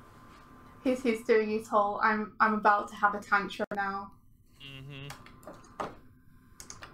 My lord. So when this shot is done, that'll be a 1:30-second shot. Finished. Wow. Is that the longest shot you have? It's the only one that is long. Okay. But I have 2 more complex shots left in the film. There's the one of... Actually, is it 2 or is it 1? Oh, so Emilio's tantrum is probably not going to be too difficult to animate. He's a kid. And kids kind of, they just go places. They don't, like, hold back very much. So the motion's usually very straightforward. But the father has his own kind of tantrum. And that's all about, like, he's reserved because he's so gigantic that he knows that, if he really lets loose, he can damage things. But he's kind of at his wit's end, because what happens is Emilio throws his tantrum, which then ends up destroying the painting the father's been working on. And that's what the father keeps pushing him out of the room to do, because this huge, it's like, 20, 30 feet tall, Renaissance-like painting. And so the father then, what ends up happening is it falls over, and it falls over top of the father. So the next scene after that is this really kind of quiet, still shot as the dust clears, and you see the father standing as like this pillar in the middle of the fallen painting, and he's ripped through the canvas. Oof. And it fell on top of him, like a door falling over. Yeah. And so then he has his moment, and he has to have this kind of explosive, kind of his own tantrum. So that's going to be difficult to animate, and then the reconciliation scene where they sit down on the bed together, which I kind of have it. I think I have it roughed out somewhere. This is years old. So Emilio's bigger and the father's smaller in this. But basically, it's gonna like start out with like Emilio sitting on his bed, and then the father's gonna come in and he sits on the bed. And as he sits on the bed, it kind of like creaks down, and he kind of forms this well. Yes. It kind of bends down so far, and what that ends up doing, it kind of forces Emilio to kind of slide down and end up next to him. That's really cute. Yeah. Oh, hello. How are you doing, Olivia? Doing good. I'm streaming with some buddies and animating a scene from the film. Hey. Yeah. Hey. They say hello. Hello. This is Olivia's. I'm at my office right now. Olivia's one of the people who works here at Powerhouse as a storyboard artist. Oh, amazing. Yeah. Yay. We were just talking about storyboards not too long ago, about one of the things that I look for when there's students who offer portfolios with their boards. I'm so tired of like straight on shots, straight on medium shots, like Family Guy. The talking heads back and forth, and like I want to see more action shots and better craftsmanship. It's like the biggest thing, because I mean you're boarding for. Can I say it? Well, they know we're working on it. Okay, she's boarding on Castlevania 2. Gotcha. Or season 2. Yeah. And it's there's not a lot of talking heads. Yeah, a lot of You action. gotta know your action shots when you're doing Castlevania stuff. I mean, you just look at season 1, like the Cyclops scene. Amazing, yeah. Yeah. God, yeah. So much skill involved in doing that. Oh yeah, like the Iron Man 3 is a good example. Yeah. We were talking about like what to reference if you want to be like really good at boarding. Oh yeah, that's awesome. Yeah. Tell me all the things. Well, action films are great. So we were just talking like Iron Man 3 has some sequences, especially the end when he's like all his robots, all his suits are kind of like attacking and then like attaching onto him and coming off and all that kind of stuff. Yeah. Like, if you look at a sequence like that and then try to replicate that with boards, it'll teach you a lot. Yeah. Because yeah, I think a lot of people that get into boards and they just do those Family Guy shots. It's a straight on medium shot of a living room, and character A talks here, and there's like 50 boards of just these two different heads going back and forth. Why would you want to get hired to do that? That can't be I fun. think wanting to get hired to do that, I think a lot of people just want a job. And I think that might be what people are looking for. But yeah, it's the other thing. It's just like, oh my god, like what this doesn't tell me anything about what you can do. Or rather, it tells me one thing over and over and over. So yeah. Yeah. Action shots are great ways to showcase your ability to do like cinematography, crazy camera angles, and draftsmanship. Elle asks, any boarding advice? I know it's a general question, but yeah. Yeah, I mean, like that's what I'd say. Do some action shots. If you have character designs, I mean, like the things that are really important are important across the board. You know, good anatomy skills, good perspective. I mean, just look at some of these panels that Swift and Doig are working on. Oh. Elle actually, They're really good. Elle provided India like notes and stuff on the thumbnails that India was doing. So like, so helpful. Elle's at intermediate to master level of kind of if you want an advice level to pitch at. So, yeah. Well, I mean, if Olivia's, I don't know what she's doing. She just came in. She's a fantastic boardist. I'm sure she would have some good things to say. But my main things are just like, yeah, like action shots are good, and then yeah, like take some complex characters and get them on model. That's really important. Because a lot of times board artist is also a layout artist, and if you're in a smaller studio and you're not at a DreamWorks or something, but you're at like, you know, a Powerhouse or a Titmouse or Bento Box or whatever, you might not just be doing the boards, you might be doing the layouts, which will be then directly given to the animators. We'll have to take your designs and make them move. And Gotcha. if we're on a tight schedule, it's your job to make sure it's on model before the animators get it. Because we have to keep things on model too, but it's easier to do that when we're starting with a good template. Good base, yeah. If you want to, Olivia, someone in the chat. So this is we're all doing artist streams, and there's a bunch of artists in there. Someone in there was asking about intermediate to like professional level advice. Elle saying that it's beginner to mid-level skill. That's not true. Which is not. Is this your first time?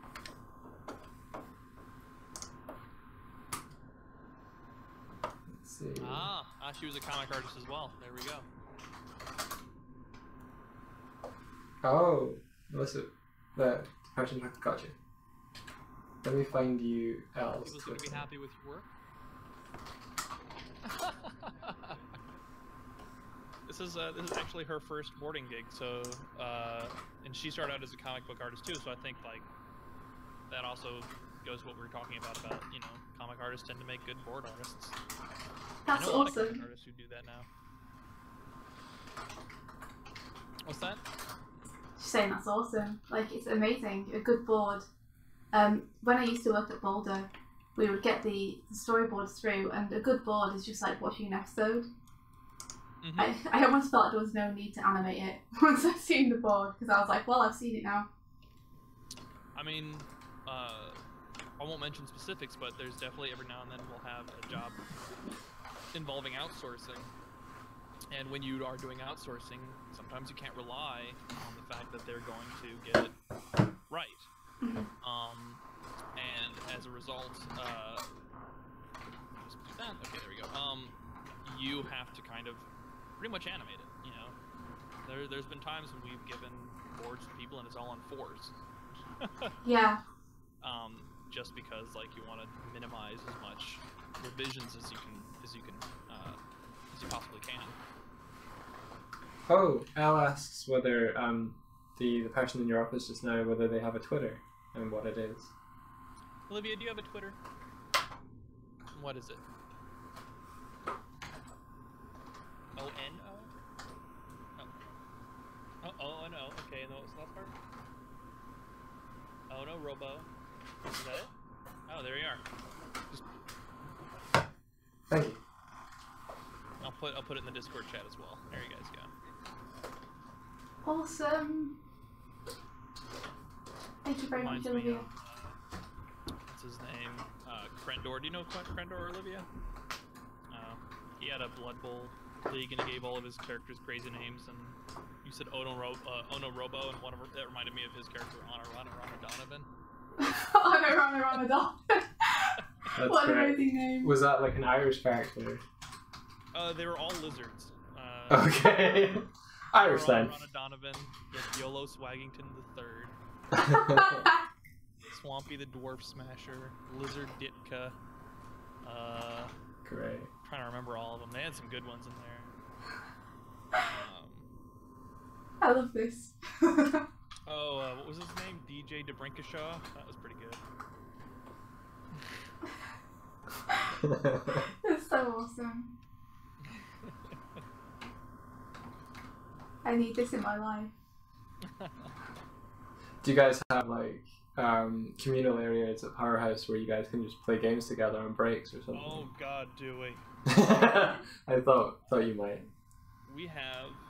So it's kind of now our break room. It used to be we had like a specific room for the arcade, but now it's like we have a big break room and it's kind of in the other segment of it. But we play Smash Brothers. Gotcha. Smash Yeah. Brothers 4, and we play it too much. Is there? One of the. What's that? I was gonna say, is there a too much level you can reach? Well, one of the previous workers here, Robbie Johnson, he now works at Naughty Dog. Gotcha. Was pretty much pro-level Smash player. And the only way to have fun at Smash was to also start getting up to that level. And for the past, I don't know, 4-something years, however long it's been out, we've been playing it 30 minutes a day, 5 days a week. Just to beat him. You know? Yeah, and like, so now, like, I know frame data. And Yeah. we do all these studies, and we have like tournaments, and it's crazy. I've gone to a couple of tournaments here in Austin, Texas, that I've won handedly, just by accident of playing it too damn much. And also, I like to play like low tier characters, which not a lot of people fight against. Yeah. I was gonna ask, who's your main? Well, my main is Samus. Nice. Okay. I'm a huge Icy Mist ESAM fan. I should have guessed, really. Yeah, what with the tattoo and all. Yeah. Yeah. But and then my secondary is Ganondorf. So pretty Okay. much opposites, but I like the slower characters. He hits hard. Yes, he Excellent. does. Yeah. That's what I love about him is I can get comboed for like 5 minutes and I'm not scared because the Ganondorf metagame is all about like get a couple of those good hits in and suddenly you match that percentage up. Yeah. Yeah. And of course the getting Ganon sided. You know, if someone's edge guarding you, you can just grab him and go into the abyss. Which is not the most respectful thing. No, to do, but, low blow. it's a tactic, and because Ganondorf only has a few recovery options, so if I've got a Pikachu or a Marth or someone who's being real cute, think they can just keep pushing me off the edge. It's like, all right, I'll just wait for you to do something, and I'll just time it right. We're both going. Taking you with me. Elaine says, "This panel of Midge is how I feel right now," which I think is her walking out of school with a banana on her head. My friend Kellen makes the best noises when he's playing Smash. Awesome. I think yesterday we had one of those moments when we were doing doubles and it was just me and him left, and I was starting at like 100% and he had like maybe 20, and he was Mario and I was Ganondorf, so I was already in a bad spot because his frame data is so good. If he's just in your model, you can't do anything. Yeah. And he just was wailing on me, and he was getting me pretty high up there, and then he came over to the edge, and I ended it. It was just it. When that happened, he just went, "No!" And I laughed and laughed. Ah, the good times of decimating your friends. Because he knew I was going to do it. He threw a cape out. Mario cape to try to spin me around, but he did it too early, and I knew he was going to do it. You got the read. So, yeah, we play way too much Smash. That's cool though. Reminds me of being in the hard light offices when they were playing Smash back then. That was fun. Yeah. One of my coworkers, Adam Heath, is a fantastic Street Fighter player. Oh man, He that's actually awesome. was a co-author, or I think maybe the lead author, I'm not sure, but on the official strategy guides for them. Whoa, Yeah. that's awesome. I saw there was a Street Fighter book coming out soon. That's meant to be like the definitive art collection or something, and I'm really tempted. Oh yeah, Street Fighter's got amazing art. Yeah, those character designs and just the movement sets and everything everyone has, they all feel so individual. Awesome games. Yeah, I mean, like, it's like, what, Street Fighter 3 or something that has those fantastic animations? Yes, oh, Third Strike? Is that what you're thinking? Yeah. Yeah. Yeah, I reference a lot of those. I worked on a fighting game a while back. And I reference a lot of that Street Fighter stuff to try to figure out how to properly animate for a fighting game. It's so good though, because the animation's incredible, and think how limited they were with how many frames I had to work with. It's so good. Yeah. It's like everything about them. Oh, I need to study that. Okay, I'm going to take a moment. I'm going to go grab some food while the rain is down. Okay, dude. And I'm going to be back shortly.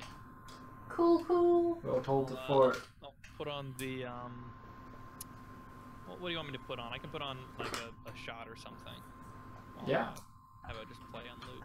Yeah, of course, the massive 1 minute 30 Emil swinging shot, please. Oh, before I do that, here's I wanted to show you another really crazy shot. Is it this one?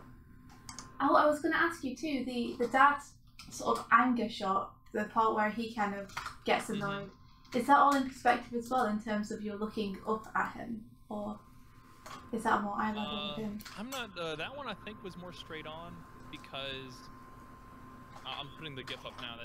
Actually, that might be the incorrect one. Son of a bitch. Is that the wrong one? Hold on, I put the wrong GIF up, I think.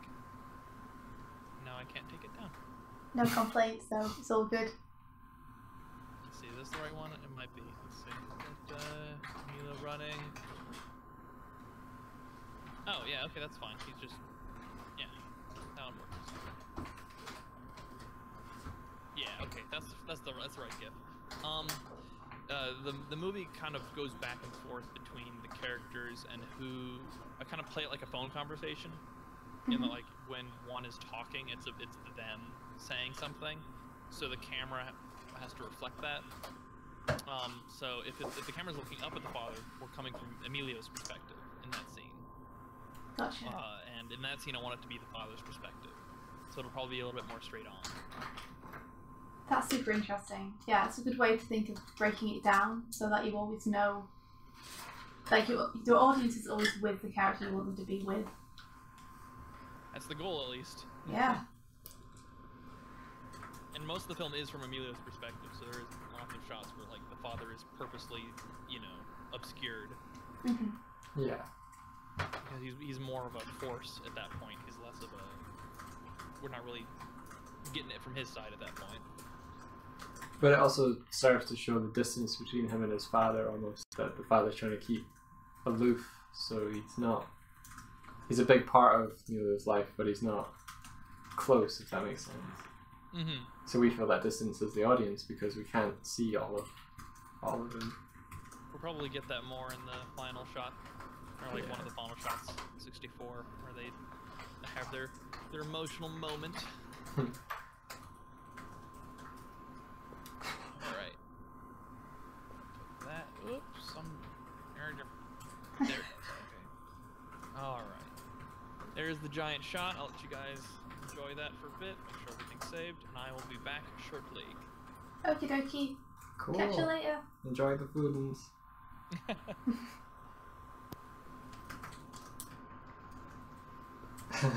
Fuzzy just said, "Good news, guys! I'm going to learn the 12 printables of animation tomorrow for the next week." That's a good thing to learn, Fuzzy. Good on you. They will serve you well. You use them every day from now on. Brushing your teeth, animation principles. Opening a door, animation principles. Everything, animation principles.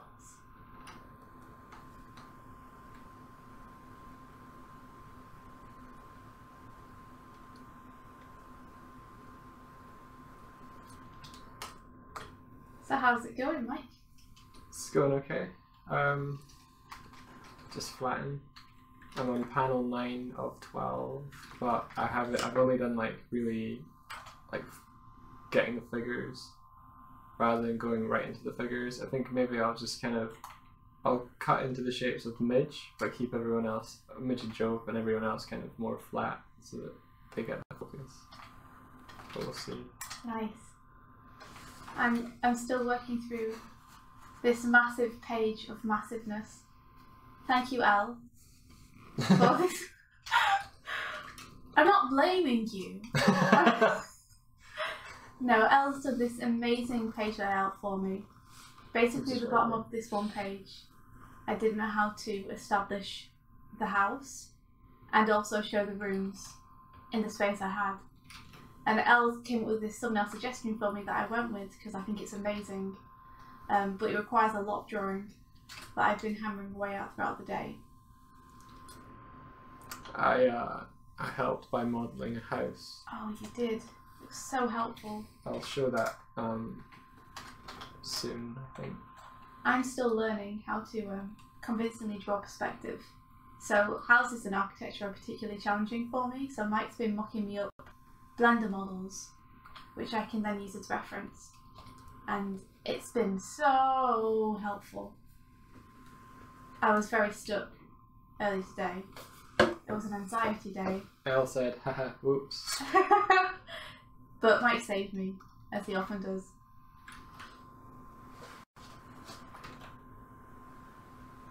Yeah, I'll show it now.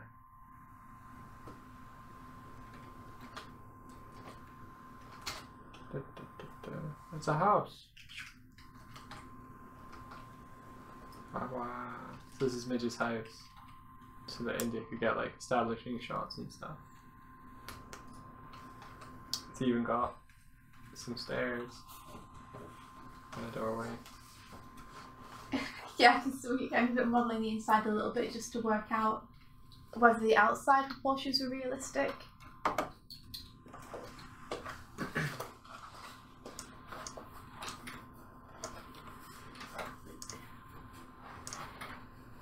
Speaking of houses, have you seen the new Game Grumps? Is it a new animation? A new episode? Who's asking? Aaron. Oh, right.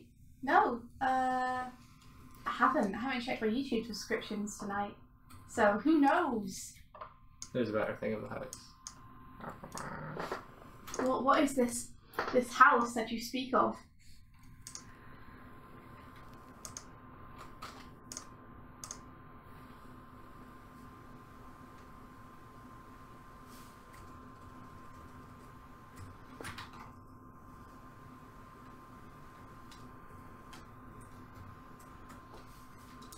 Oh man. Fuzzy says, when the stream ends, I want to say more than let me read this again. I want to say thanks for the stream and say thanks in general for letting me have someone to talk to in the mornings and night. Oh, Fuzzy. Welcome, dude. Yeah, thank you for chatting with us. Like, it's totally selfish on the part of me and Mike because we get to hang around with all of you guys. Yeah. These streams wouldn't be half as fun if we didn't have people to talk to. Well, it would just be me and you in a room, which is how our days usually pan out anyway. No, it wouldn't. Rachel would be here. That's true, we have Rachel with us. Yay! I don't know how much of this you're gathering, but there's a guy called Patrick Stannard who is a really good animator, but he's also streaming. So he's on voice chat with us, talking to us, sort of. That's what's going on. Yeah, I knew you were talking to someone instead of voice chatting, but Yeah. He's a hero. superhero. Pretty much, yeah. He's the Clark Kent of... well, you probably wouldn't like to be called the Clark Kent. You know, maybe Thor. And yeah, Fuzzy, I will read your story. I'm just like, I'm in the midst of a lot of work at the moment, and I was actually taken out ill earlier today because I don't know if I ate something that didn't agree with me or whether I was stressed. I don't know if I ended up headache, throwing up, falling asleep, waking up again, streaming. So I've got work I need to catch up on. But we'll read it tonight, probably. I will read it very soon. I can't promise tonight. I'm sorry. Okay. I was thinking we can read it together sometime. Yeah, we'll definitely read it though.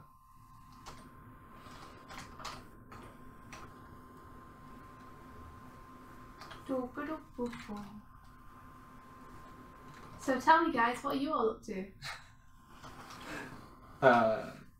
Fuzzy says, quotes, our 4 regular viewers, Swift. That was the... Oh, wait!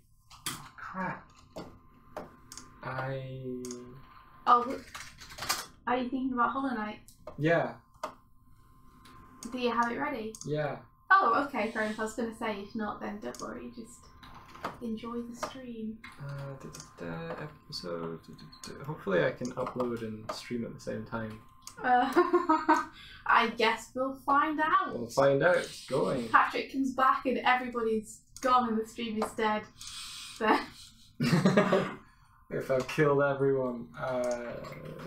What would you name this episode, India? What happens in the episode, Mike? We fight Zoe again. Oh, I see.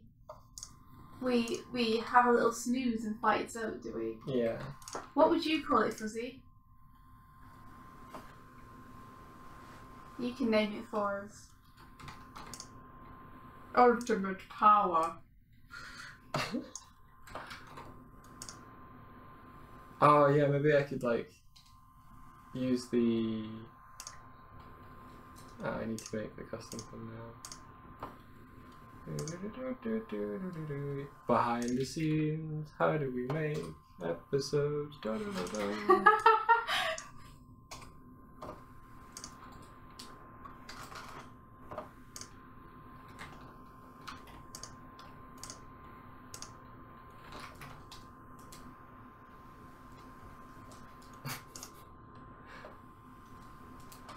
Katie says your desktop is both motivational and terrifying. I don't know how, in what way it can be motivational, because a lot of those files are just random shit. There's not all work on there. Well, the background is quite motivational. Oh, the background is good, yeah. I got that from someone. Ah, come on, brain. Come on, brain. Both your desktops are very horrifying. Oh, yeah. Mine's slightly more so because I've chosen a really horrible repeating pattern underneath all the icons, so nothing is legible. Take care, Mitchell. So... See you, Mitchell.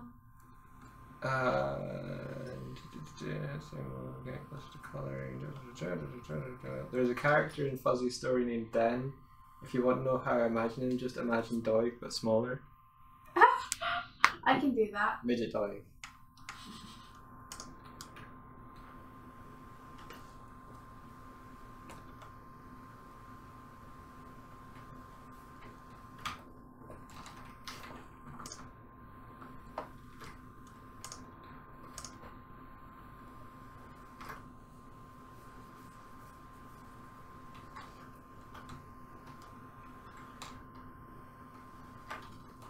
Okay.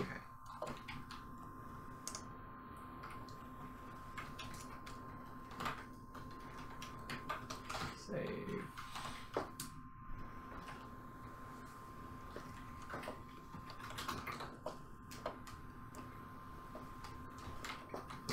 The background is motivational. Everything else is terrifying. Yeah, that sounds about right.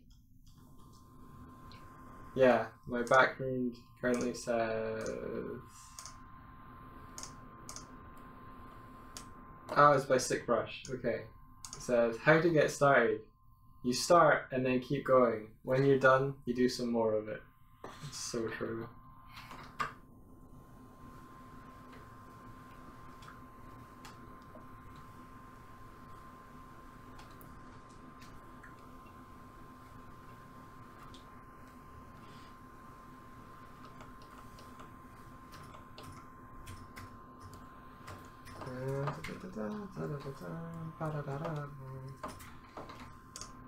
Yeah, so what are we going to call this one? Do you have any ideas, or are we on our own? He said what's it earlier, but I don't know. He said, oh sorry, stream was very behind, so I think he might still be thinking of it. Katie's in a hammock. Whoa! You're Cool. living it up. You know how to do it. We should get some hammocks. We should. Part 116. Beautiful. Parade. I'm trying to remember what the words were. Maybe it was just beautifully courageous.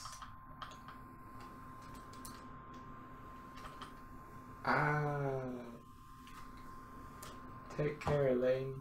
If you're saying goodnight, don't see it, so I don't know.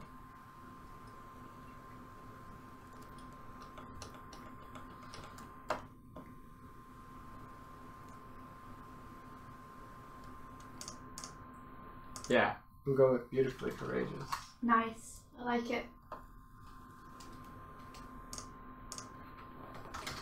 But yeah, how exciting is it to hear that Patrick might be doing a book with Very. Spencer Wan? I was gonna say earlier, I think that's great, but I'm also thinking of it as like a rite of passage for animators going into bookstores and just going, hi, do you sell butt clouds? And for them to just be like, yes, let's look that up. We'll look that up for you. Yeah, I'm looking forward to ordering a copy of Book Clouds. I want to do it in person in a bookstore and ask for them to search for it on their system and then have to spell it for them. 2 T's. Is there a thing? Was it? I have another story similar to this. I'm trying to remember whether it was you that said you had to look for someone else. Did you have to ever go into a bookstore and ask for something that was a weird book title? I I may have forgotten if I did. I'll tell you if the story was to do with me. Okay. I remember someone having to go into a bookstore, and I don't know what the book was about, but it wasn't what the title was about. But the book was called He Poops Clouds. Nope, that wasn't me. But I'm just realizing how closely similar that is to Butt Clouds. Like, it could almost be a prequel or sequel. Butt Clouds. He poops clouds. That's right? how book clouds are formed. It's always with the butts in the sky.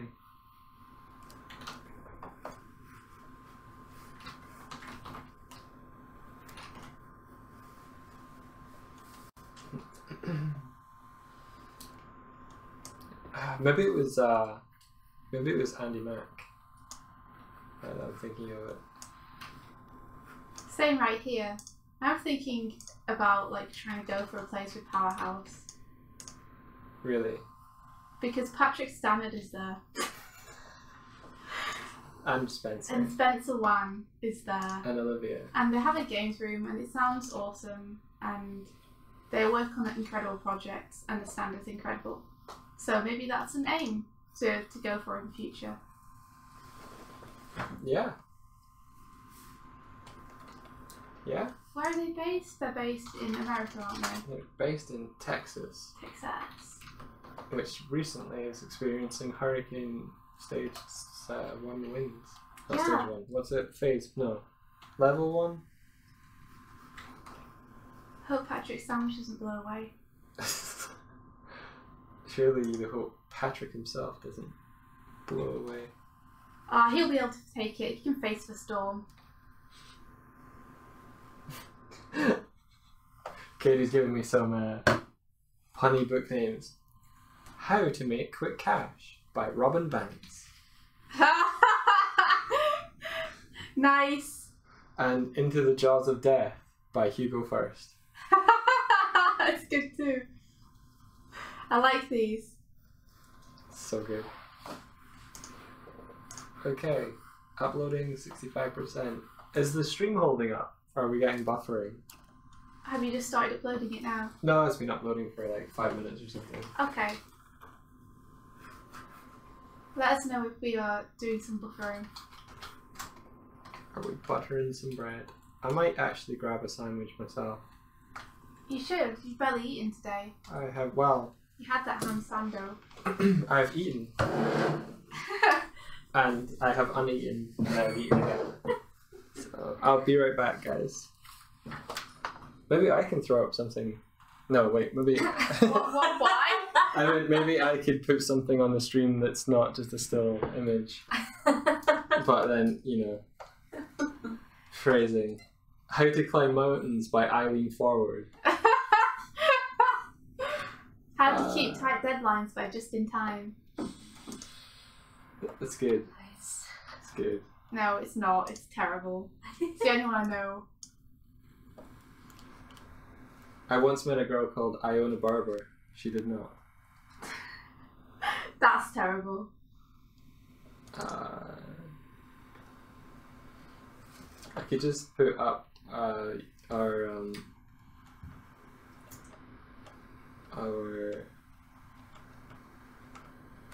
show reel or something. But well, probably everyone's seen it.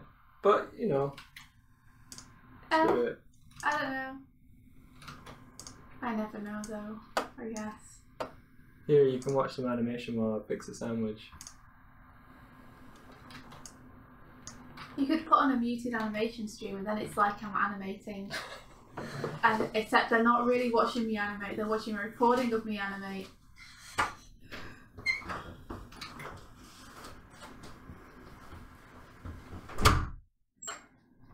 And he's gone. It's just you and me now. What's gonna happen now? I don't know, I suppose I should probably check Restream to see if there are any messages. How to Hunt Bears by Please Don't, It's Illegal and Doig Will Be Mad.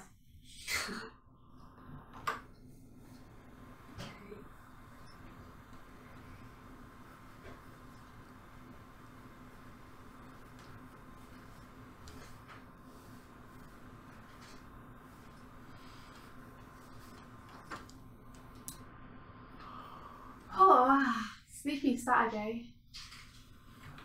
It's Saturday already. What the hell? Well, me and Raker are here. Who wants life advice? Oh, is that what's on now? I guess so. Awesome.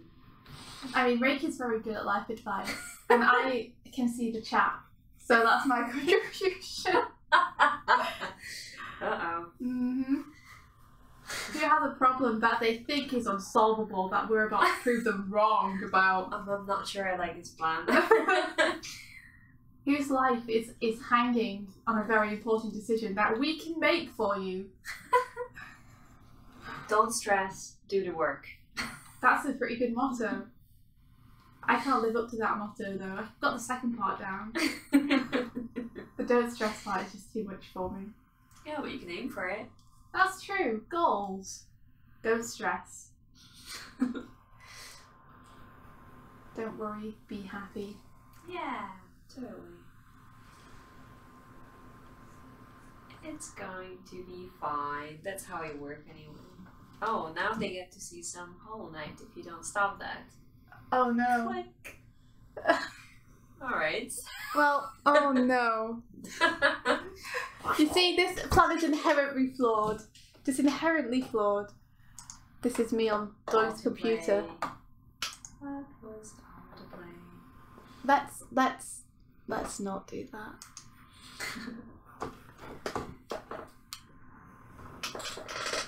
Elle asks, how is Raker? Raker is fine. Raker is sketching a dog. Ooh. Is it for the zine? Yeah. Oh, nice. I figured I would because I've been making some progress on the book cover thing, and I don't have a fresh set of eyes now, but I do have sketching power. So, yeah, I thought I might as well do that. Sketching power. Yep. That's awesome. I'm looking forward to now to do our contribution to the zine as well. It'll be fun.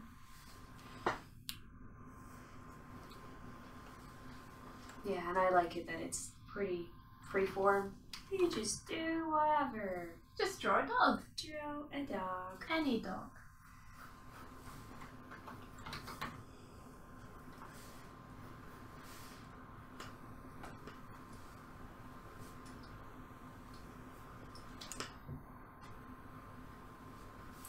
Wow, it's like 20 past 11 already. Where did the time go? Okay. I can finish this page though. Also, Elle said that clean lines were a bad decision. Which I will always agree with, because you know how I feel about clean lines. No, Fuzzy. Never, never again. Did you switch off the video? Did it go on to some... It went on to the Hollow Knight. Ah, okay.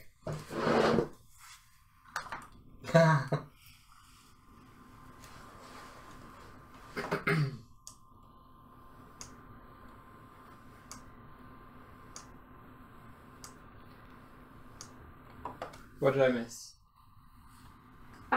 Life advice not being given. Yes, I asked if anyone wanted life advice and no one came forward asking for any. So I guess it must mean that everyone's life is just sorted. Yeah, that's good. It couldn't be that they don't trust me to give them life advice. No, that would be crazy. Well, obviously everyone wants their life sorted on a public chat. Yeah. That's how you do it. Isn't that the way it works? By strangers.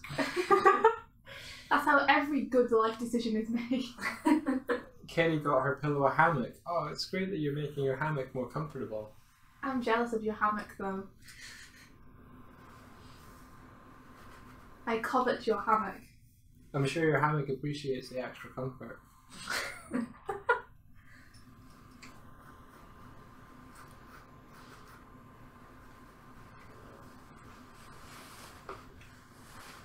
This is us washing all the time.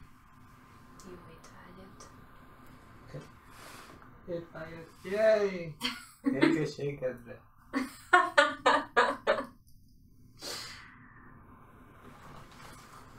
Reka's been teaching me Hungarian. I asked her what the colours were. Go me. So go on, tell us some, Mike. Piros. Yeah. Which is red. So Yeah. That's good. That's the only one that really sticks. And then there's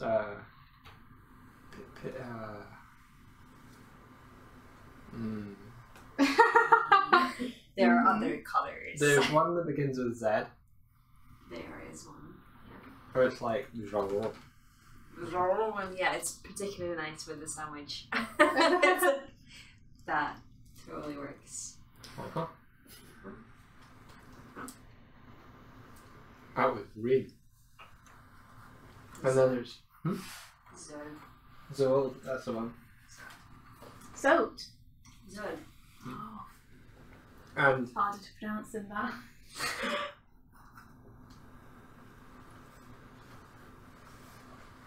oh. Okay. Katie, what I'm doing in the process here is eating a sandwich, but the reason I do all these colours like this It's because it's crazy. no.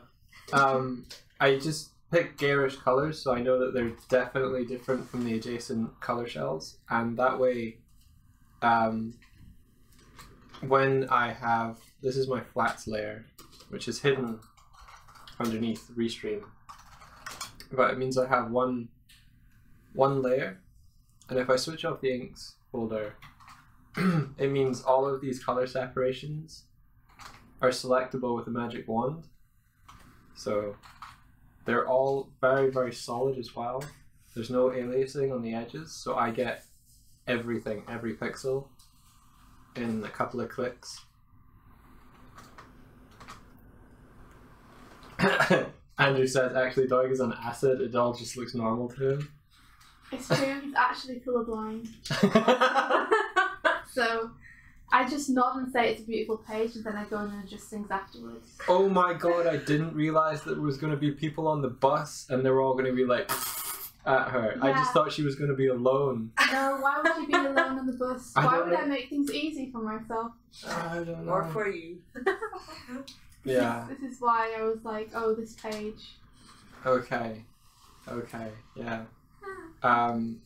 But what I tend to do after I do this is I'll put another layer and okay, so this isn't really going to be super applicable to this page because India wants to have every panel be critical mass. Wants every panel to be a different kind of color, so you know that she's changing time and geography, like different rooms. But I'll do one color over the top, and then I'll set that to either hue or color. Gives a bit more vibrancy, and then once I have that, I will I will work outward from like a main color theme. And if it comes to a point where two colors are sort of too close together, I might just like drop down into the flat, select it, and go back up top. So in that way, like I pull it into a more cohesive, harmonious color palette in each thing. Fuzzy's like, be right back. I'm gonna go watch the Hollow Knight episode. Okie dokie. I hope you enjoy it.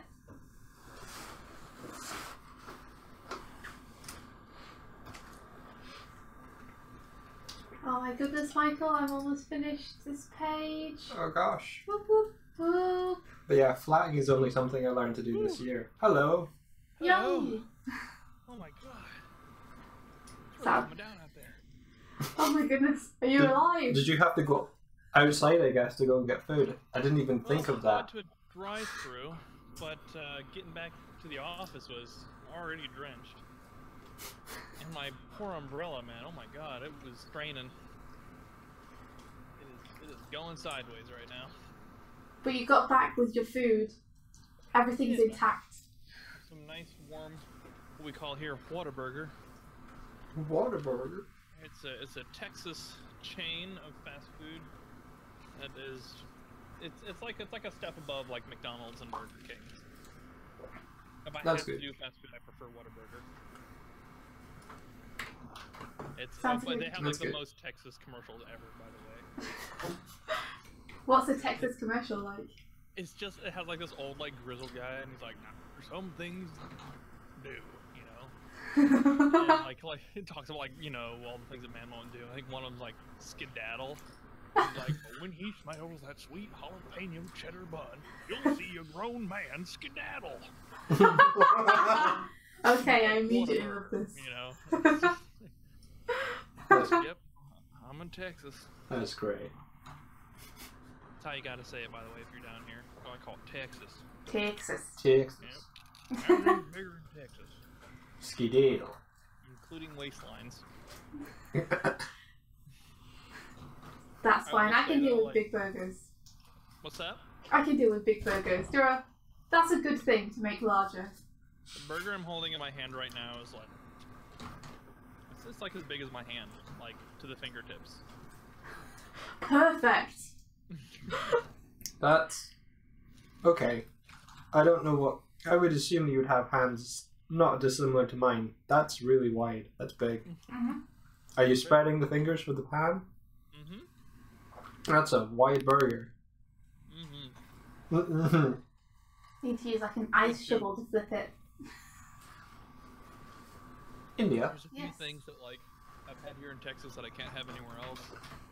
One is barbecue. Like once you've had Texas barbecue, you just can't have it anywhere else.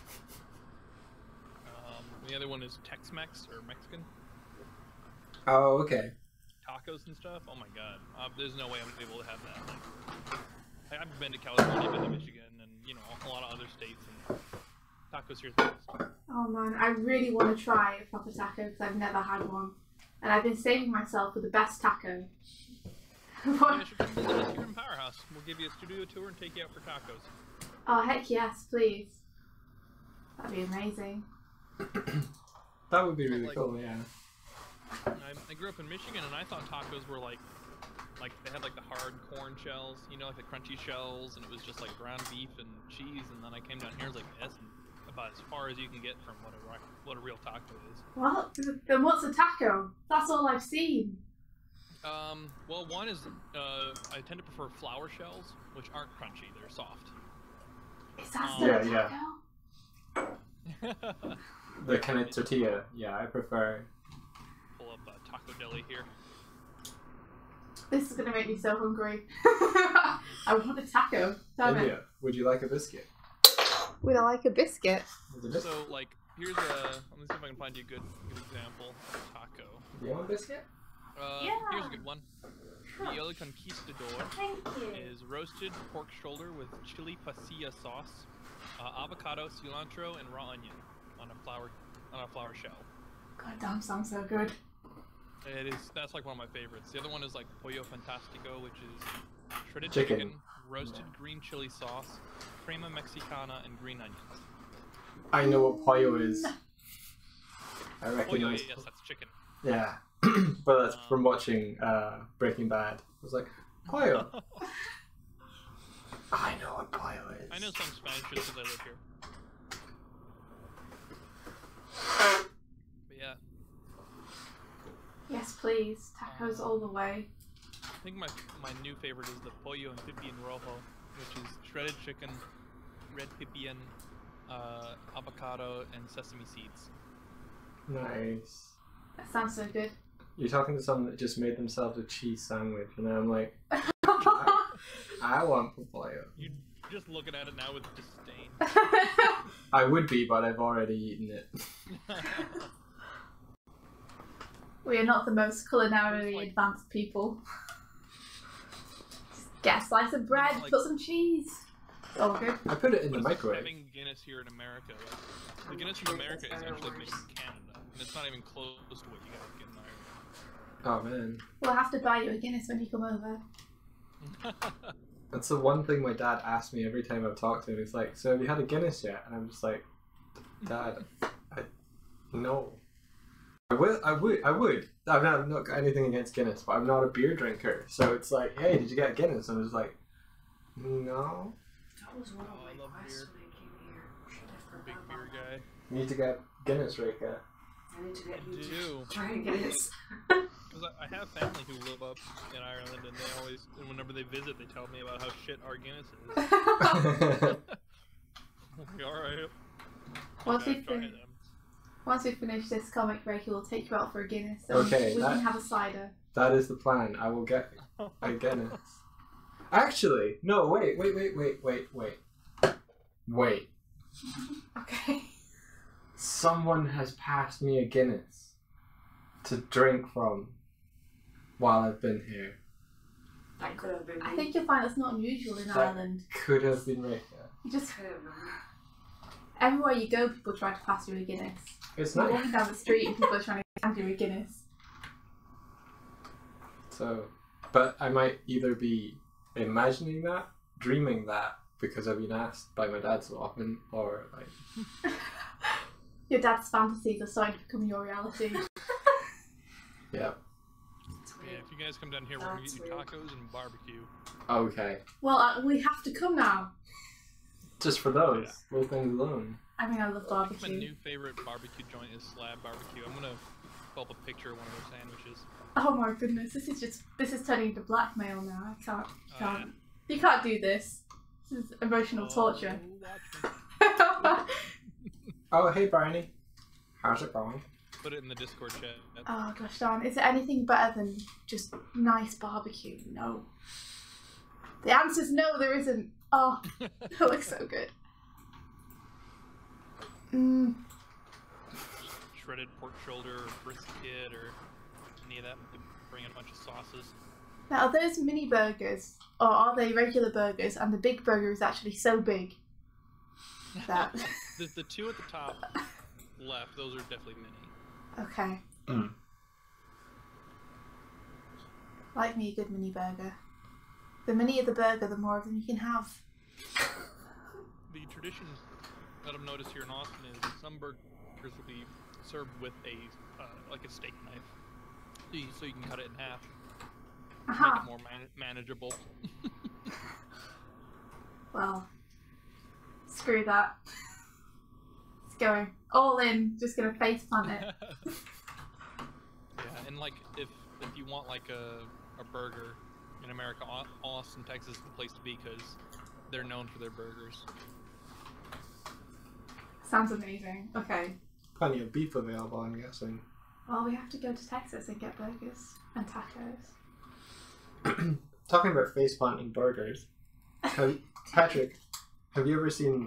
I think there's an Instagram. Oh no! There is a lady that films herself. Yes, Yeah. because the Game Grumps pointed me towards it, so. So good. So for everyone at home, there's the girl who films herself pressing her face into different types of bread and just kind of flattening it with her face, and then she'll kind of like sit back up and lift up the bread and just be like, "Look, see what I have done." And it's a very popular thing. Look at it. Look at it. No, it's great. That's compelling viewing. It actually is. Like, I can't just watch one of those. I have to go through and see what she's been face planting.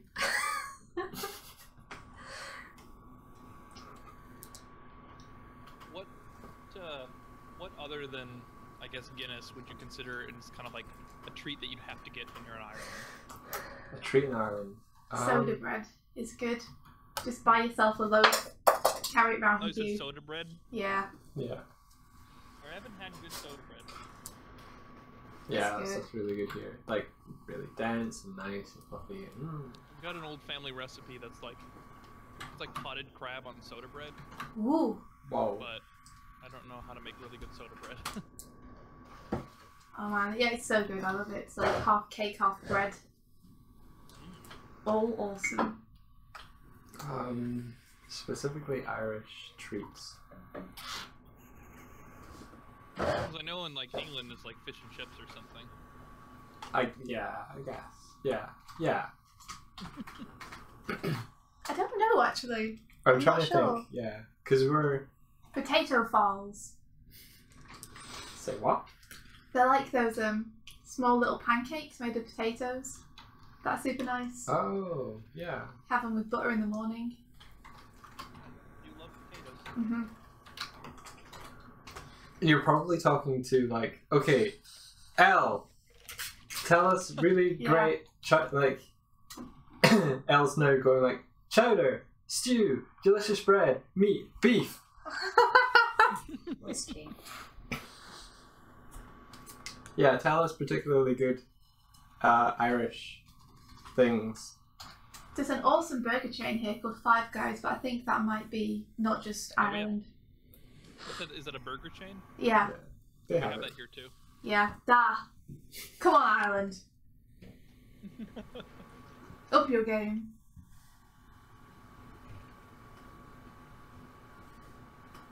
They have Addy Rockets, which isn't Imitation American yeah, diner. like an Irish. Yeah, pretty much. I wouldn't be like, oh, you should totally go there. I don't know any restaurants here that sell like Irish food. It's mostly just bars with the word sláinte over top. Which is cheers, isn't it? Yeah. It says it was a kid no culture. Oh, I don't know. 1,000 welcomes, whatever they say. Oh, that's okay. cool. Yeah, I think the Irish are mostly known for their alcohol, to be honest. Like, I think they do quite nice cider here as well. Yeah. I do like cider. I like cider. I think if I had a choice between beer or cider, I would iron cider. But more the kind of like pear ciders and sort of the fruit ones. Not so much the strictly apple ones. They're a little too bitter. I just like sweet things. I didn't used to like mead until I got some mead. Like a friend got me for a housewarming party that was from Denmark, I think. Ah, right, yeah. And that stuff was like liquid gold. It was so good. Oh man, I've never tried meat, but I've always wanted to, because there's a certain sort of meal set that you get in fantasy novels where they have the yeah. hunk of bread and they have some meat and cheese. Turkey leg. Yeah, and it's like I want that. I want to drink mead and have like crusty bread and meat and A cheese. lot of mead is too thick. It's like syrup, almost very sweet, but really good mead almost like evaporates the minute it hits your tongue. Oh, okay. Yeah. Sounds good. Sounds good if it's sweet. I like it. Mm-hmm. I think my friend made his own mead under the stairs. I never heard how he turned out. I just heard about like the process. Did you ever hear from your friend again? Yeah. If you like sweet, we have a thing here that we enjoy at Ren Fairs called a bee sting, which is, I think it's cider and mead mixed together. Oh, Okay. yes, please. That both combines India's like love of sweet things, but she also wants to go to a Ren fair as well. So. I really do. Ooh, we just got. We got giant ones here. Oh, any excuse to wear some armor. Oh, nice. It's very hard to find opportunities to wear armor when there aren't any Renaissance fairs anywhere. It's even harder here in Texas because most of the time it's 100 degrees out. Oh, you no. actually fry. Oh no. Trying to remember, what is that in Celsius? I don't know. Celsius to Fahrenheit, I'll figure it out. Fahrenheit. That's about 37 degrees Celsius. 37. Okay. To give you an idea, the hot summers over here, we usually reach about 25, and that's really, really Oh my hot. god, that sounds so lovely. It's so hot. You wanna- No. Here's a number that you don't ever want to live in, but I have 57 degrees Celsius. That's not a thing. That's the That is sun. the thing. That is so hot. There's been days when I've accidentally left my sunglasses in my driver's side of Oh, my no. car and they melted. Oh god, really? They actually melted. That's There's a thing that you intense. can do in Arizona where you can bake cookies in your car. That's crazy. That's crazy talk. That's far too hot for any human. I think, let's see, it was 113 for 72 days in a row. So for 72 days in a row, my first year in Texas, so about 2-3 months, it was 45 or over degrees Celsius. How do you deal with this? You don't really. Air conditioning, I guess. Yeah, it broke twice. Oh. No! It was 95 degrees at night. Just stand in front of the fridge all day with the door open. Don't die very fast. It's absurd. That's crazy, yeah. Man. I'm sure there's some other people from Texas, or even further south, or anywhere around there that'll confirm it. We're in the chat. Yeah, that's like mythological heat right there. That's not livable. Like, I'm coming from Michigan, right? Like, it usually got about 25 degrees Celsius in the summer in upper Michigan. That was it. Mm-hmm. It was lovely. Perfectly fine, you know, and then we had the horrible winters, though. So I went from, like, one opposite to the other, because the coldest it ever got in Michigan was negative 56 degrees Celsius. No! Which is negative 70 Fahrenheit. That was 2012, I believe. Oh, man. What? What? Didn't... Usually it stayed around, like, negative 28, though. I'd say that Zero qualifies is freezing. Yeah, that qualifies as extreme animating in my book. So that's what I grew up in, and then I went down to Texas. And thawed. Very fast. I lost my damn mind. Oh my god. Elle is shouting at us in the chat to go LARPing. And so is Bryony. Yes, please. Let me go LARPing with you. I wish to hit you with my foam saw. I do. I wish to LARP. Let's a LARP. Let's a LARP together. Nice. Patrick, have you ever LARPed or done any D&D or anything? One second. Sorry. Needs to I'm be out more. of fries right now. I haven't LARPed. I have done HEMA, historical European martial arts, and I have done D&D.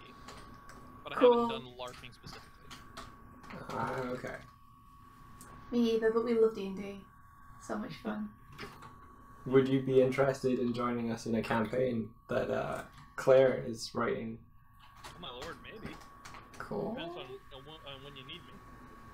Oh, no idea yet. It's kind of in the It's in in the the works. future time, but when deadline's on. Is this 5th edition?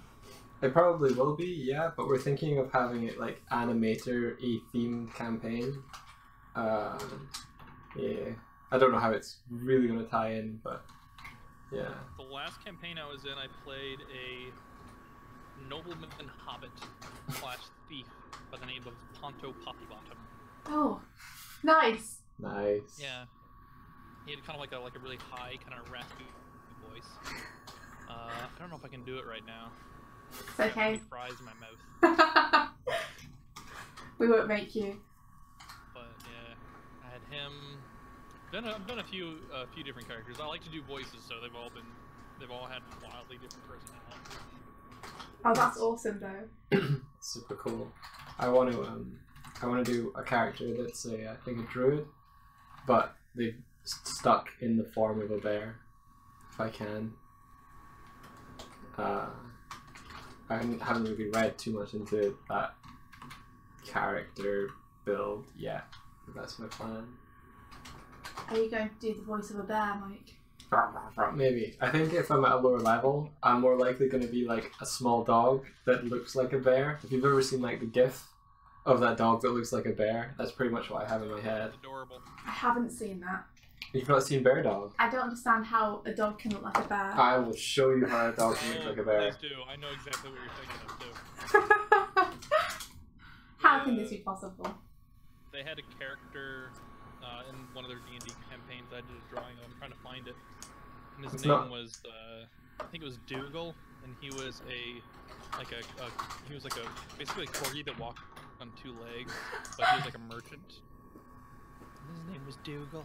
Dougal the corgi. That just sound adorable. Trying to find the exact one that I know. There it is. I think we ended up doing a really horrible Scottish accent for him. Perfect. Here, oh, I found a picture. Here you go. Dougal it. Dougal. Doodle of Dougal. Oh, he's Discord. great. Oh my god, Mike, that dog does look like a bear. So I figure I'll probably just be like, because you can only turn into like a smaller form with shapeshifting early on. So I'm just gonna be that's like an interesting idea. a bear dog. Mike, look at this picture. This is adorable. It's absolutely adorable. Oh my goodness. The bear dog. No, your image is Dougal. adorable. Yeah. It's the great thing about seeing artists play D&D. Oh wow. Yes. That'll be 3 halfpennies, sir. That's Whatever great. he says, I don't know. That's the great thing about seeing artists playing D&D is you get to see them all draw their characters and just enjoy the art. I need to find that picture I did of Ponto because he is not a looker. He's got like a lot of charisma points, so he can do whatever. But I purposely made him like hideous. That's awesome. Night night, Bryony. There's a character in our D&D campaign that I play with my work buddies at the minute, who's called Grobbit, and he's like, Hobbit? yeah, he's like a halfling, lizardy, Ooh. goblin-like thing, and he never actually speaks. He just makes Gurgles. he just gurgles and makes indecipherable noises, and you never quite know if he's going to attack you or the monsters. He generally just like jumps on Cute people. little guy. Yeah, he's like, I think he's wearing a rat skull at the minute. Just like spits acid into people's faces. That's great. He's brilliant.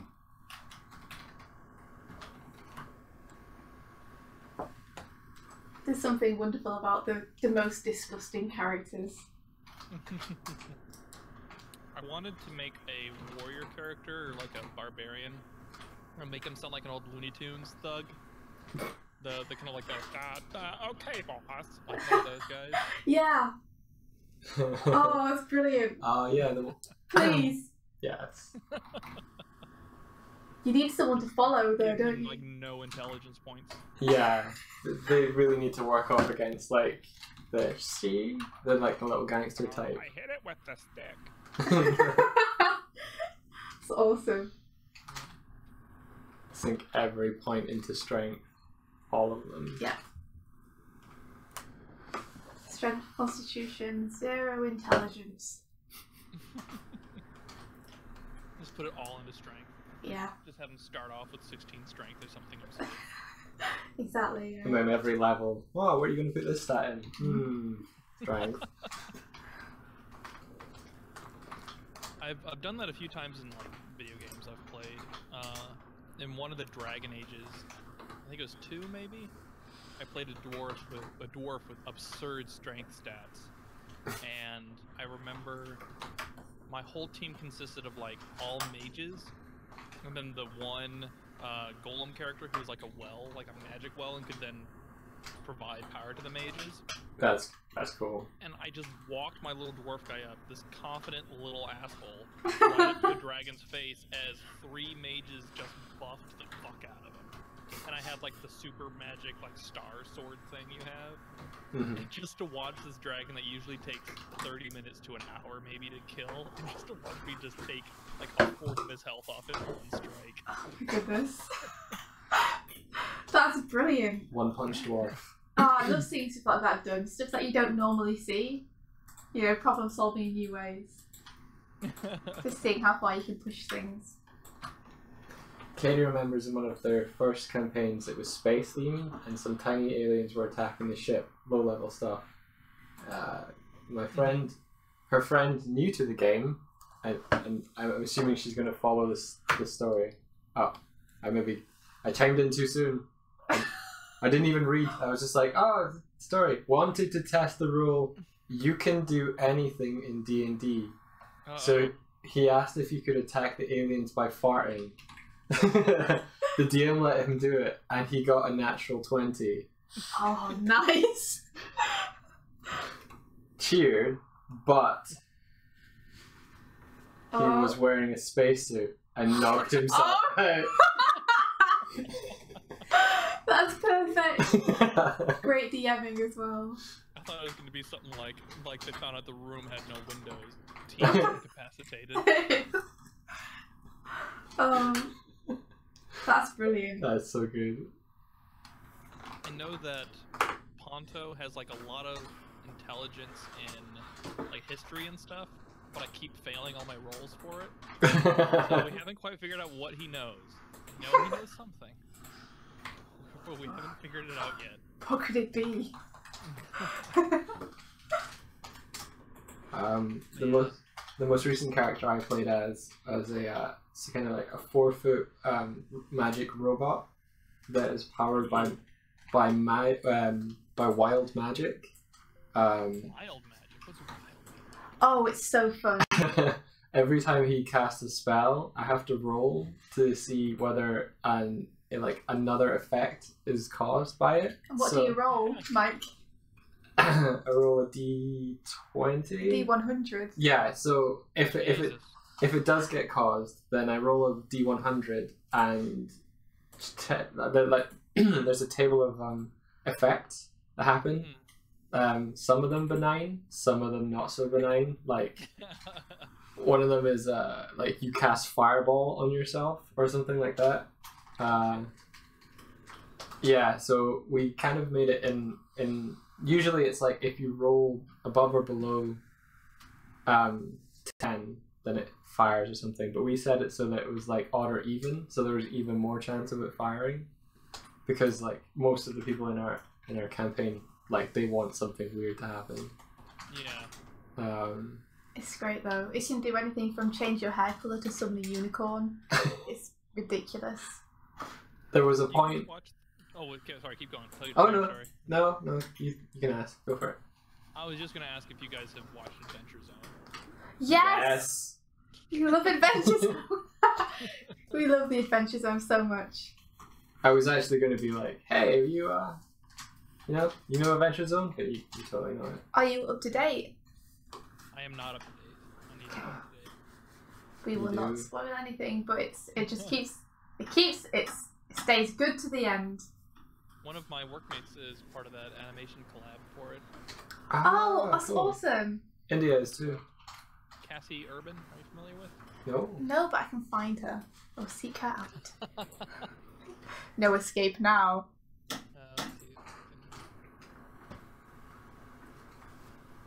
Here we go. Let's just go ahead. How do I copy and post in Discord chat? Ooh, This is what thank she you. did for it. I'm still working on mine at the minute, but Yeah, there was a point where my character was trying to make a jump to a ledge, but I think I was trying to cast a spell as I was doing it as well. I can't remember why, but what ended up happening was I failed the jump roll, and then I ended up, ensued. from the point of view of everyone on the ledge, there was this tiny robot that was standing on like a kind of stone obelisk away from an edge that was like a slope going around a big circular room. And I was like, jump, cast. And then as I cast, I think the spell failed as well. And I ended up casting like a susceptibility to piercing damage onto my entire party. Oh, Jesus. And then falling face first into the dirt and like causing damage to myself. So it was like, and I think someone was actually out of the room at the time. They were like, I'm just going to take a quick break. And they came back and was like, what did I miss? It was like, why is everybody dead? I leave you alone for 3 minutes. You're, yeah. Good times. I remember there was a character that my friends they're trying to capture him, and he's kind of like a boss type character, and he's just destroying the team. He's being a real asshole. They can't do it, and my friend Christian decides to pick up a random scroll out of desperation and read it. He's not a magic character; he doesn't know what it does. I just remember he read the scroll and then rolled a 20. The boss exploded. Oh yes. He just picked up a random piece of paper and went, abraca whatever, and then it went. Just. That's great. Well, that is what you want. Well, that happened. There's no random shit happen in D&D. It's so good. There's no way out of this situation. Wait a minute, my character can read.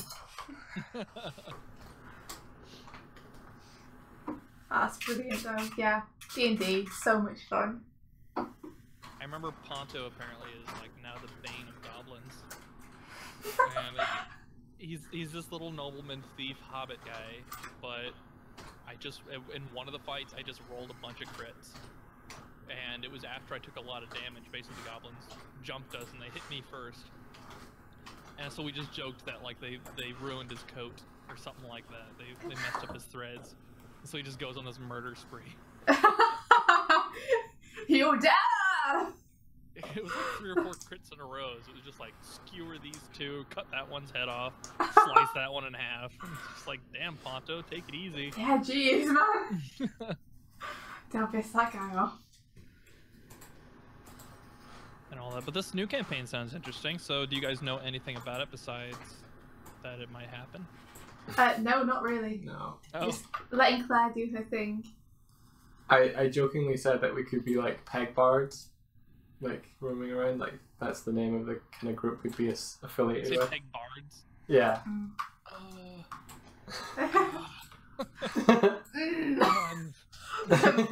So many puns will happen. Yeah. What are some animation fantasy universe puns we could think of?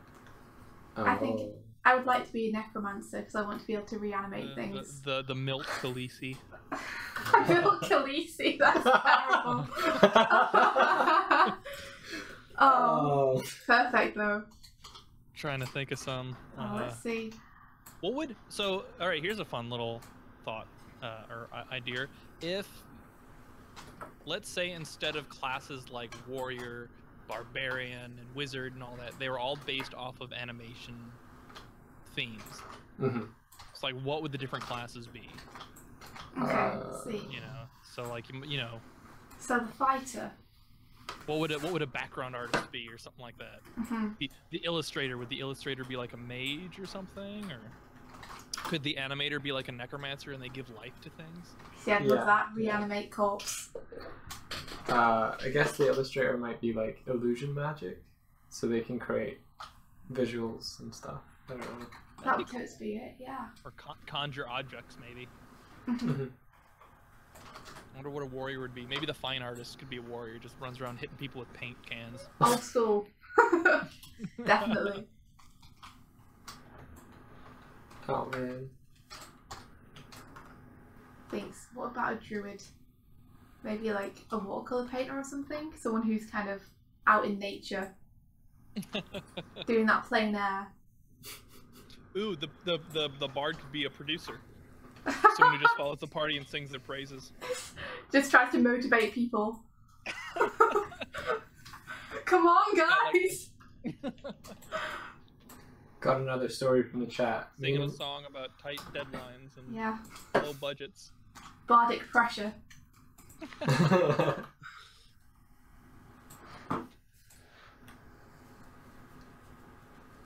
So do you guys have favorite classes that you like to play? I've only ever played a wizard. Yeah, So I love anything with magic, so I'm actually trying to get away from that a little bit to try and expand what I'm used to, because spells are so much fun, even though spell slots are a little bit of a pain. So I'm trying new classes like barbarians and things, see if I can... You can see that. Yeah. I tend to be a guy with big stick, hits thing hard. Yes. Works well. Yeah. It's a little tougher earlier on though, when you don't have like all the massive armor and stuff to back you up. Yeah. That's true. We played a campaign recently where we were all transformed, or we became like ghosts that could possess things, but the only characters available to us to possess were ducks. So we were all given like new character sheets of like duck forms of ourselves, and we could still cast spells, but they couldn't involve a material element or a semantic element, so we were just limited to verbal spells. Interesting. As a duck. As a duck, As a duck. The character sheets are fantastic too. It has things like traits is duck, Oh my god. Languages. Duck. Quacks. It's a really I don't know cool how these cover. ducks learn magic, but they're turning everything into quackers. There were some ridiculous spells that we could still do, which was super funny because we were just ducks. Yeah. Just like exploding giant bats and things with our holy duck powers. It was ridiculous though. The holy duck powers. Yeah, because one of the characters could still summon things. A paladin. So she was doing that. She was smiting people as a duck. I think the most That sounds fun... terrifying. Yeah, it really is.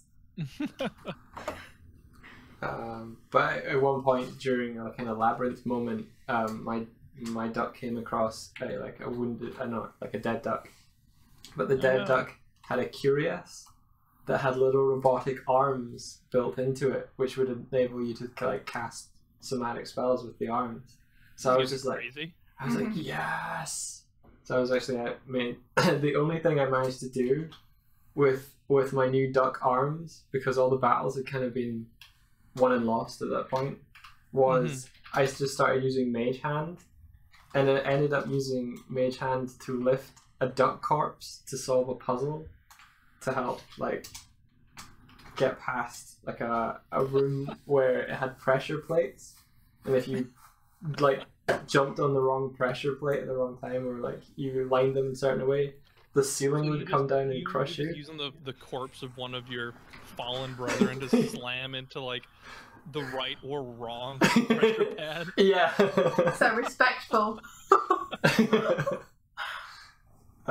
Your teammates are yelling at you to respect the dead, but all you hear is them cracking. Like the sound of a duck being flung about a room. Yeah, they were a little freaked out. The ducks didn't really understand what was happening. But it was actually India's duck that she had previously been possessing decided to try and help someone use her beak to pull someone to safety. Oh my god. I got my head cut off. I tried to do it. Yeah, they managed to roll well, and she rolled badly, so the DM was like, they make it across safely. But India was too slow to pull her head back and had lost it. Ooh. So, yeah. Did you guys ever get your normal bodies again? Well, we did at the end for the final Did you go battle. back and like collect the duck carcasses and just have a bunch of roast duck afterwards to celebrate? Man, we should have. We should have done that. We should have, yeah. It was great because it was a little bit like Lemmings in that we possessed certain ducks, but our aim was to lead this group of ducks to safety. And we would like lose a couple of ducks every room because the DM had just set up like death traps to slowly whittle down our ducks. So we were desperately trying to keep all the ducks. Talk about resource management. Yeah, but they kept wandering into danger. There was a It was really point fun. where we had to fight some, it was like reanimated wolf skeletons. But one of the monks one of the ducks that they had was a monk. So he managed to do like some sort of super duck punch through with his wing. Yes. No idea. It's like a piercing shot through the head of the wolf and ended up going like right through it and it exploded. Yeah. And Ducks, yeah. man. Terrifying. Dangerous, apparently. Yeah. Monks are strong. And India suggested that we then use the remains of the wolf as camouflage. So we ended up like putting all of these ducks underneath the bones and pretended to be a wolf. I want the illustration to do that. To walk Sounds through. amazing. So at this point, I was off like in another room finding the little curious with the robot arms. So I suggested that I could sit atop the wolf and be like a knight that had like I could just cast fireballs from the top of this So wolf. you were like a duck Made your own turret. little. Yeah. Sounds like the D&D version of the Pickle Rick episode. I You haven't seen it yet? Oh, we need to watch Son of a that. bitch. Yeah.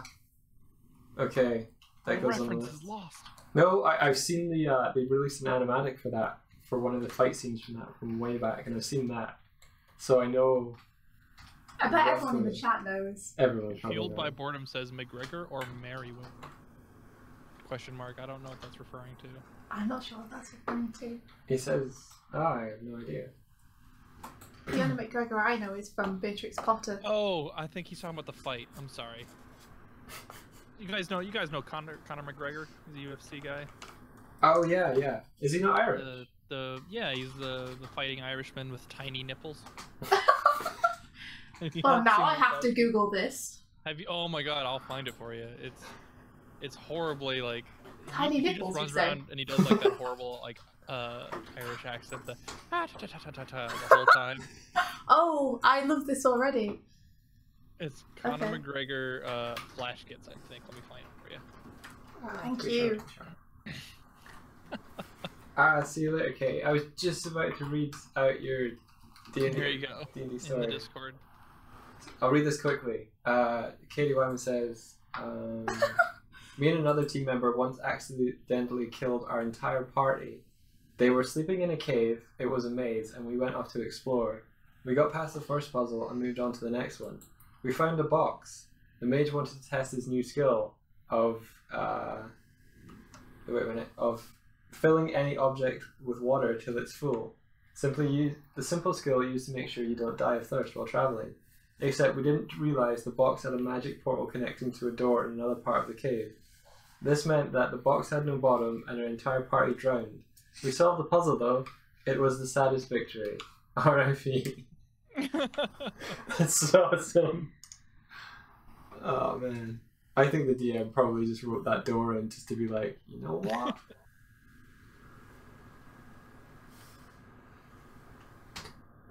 I'm doing that Spencer circular saddle right now on Amelia. Oh, circular saddle. Mm-hmm.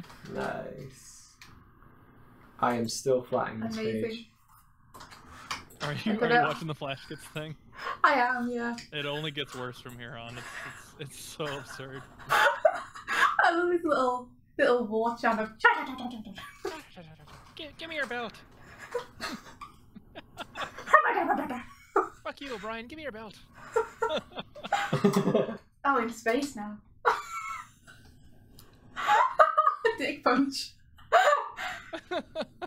Oh, Orion's belt. Oh no. Oh, this is ridiculous. It's Flash Kids.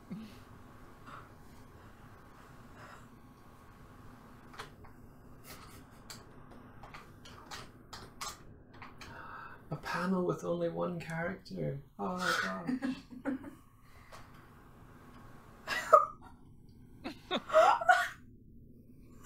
Oh my god.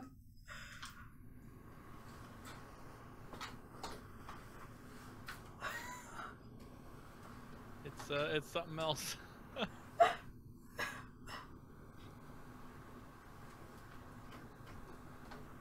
Oh my god.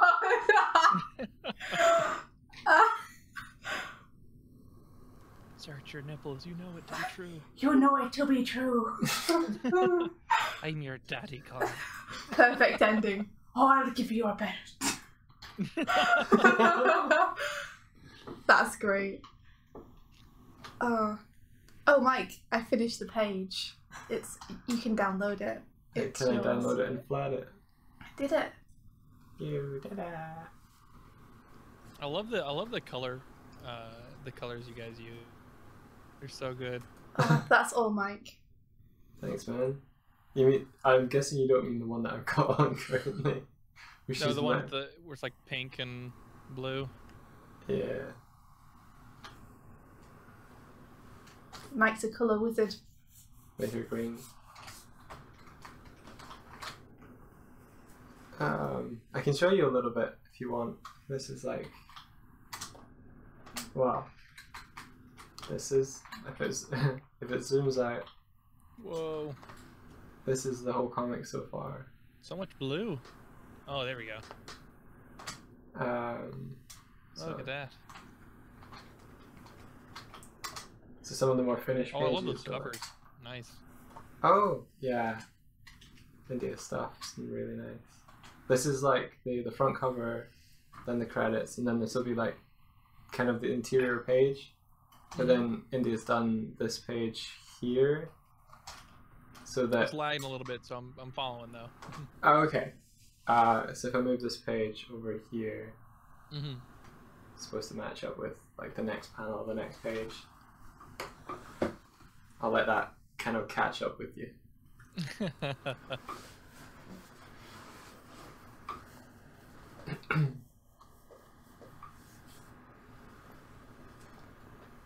And we've covered a lot of topics here today.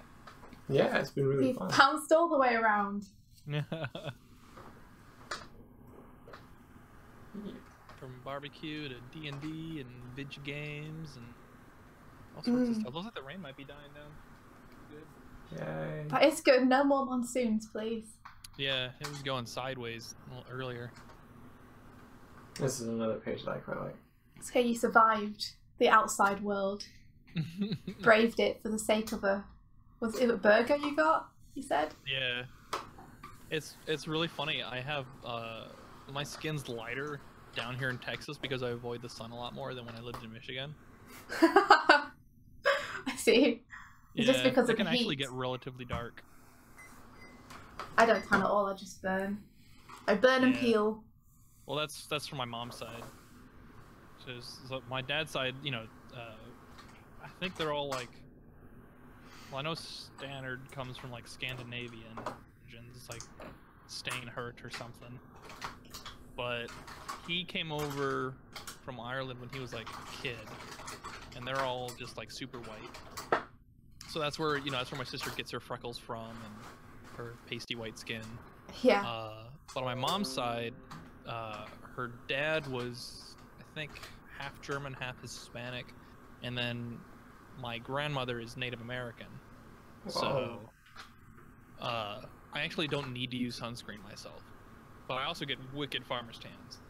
That's Because awesome. yeah, it's like I look like Neapolitan ice cream if I'm not careful. That's amazing.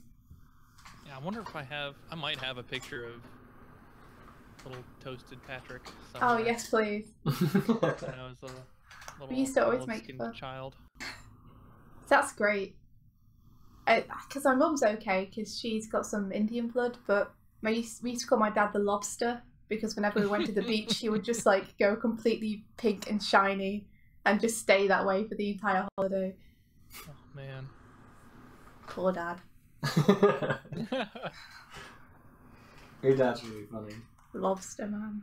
I think one of my uncles, we used to joke at that he had head like a giant strawberry, but that's because he drank so much. Oh, that's great though. Oh god, are you ready for this? I am. Put it in the Discord chat. I can't hear "Are you ready for this?" without thinking of the Space Jam theme. Wow, that's amazing. Yeah. So tan. Yeah, and like that one's not even the darkest one I have, it's just the one I can pull up right now.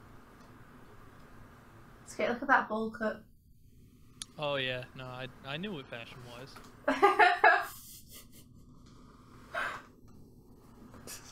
Who's next to you? That's my friend Brian. Known him since I was a little kid.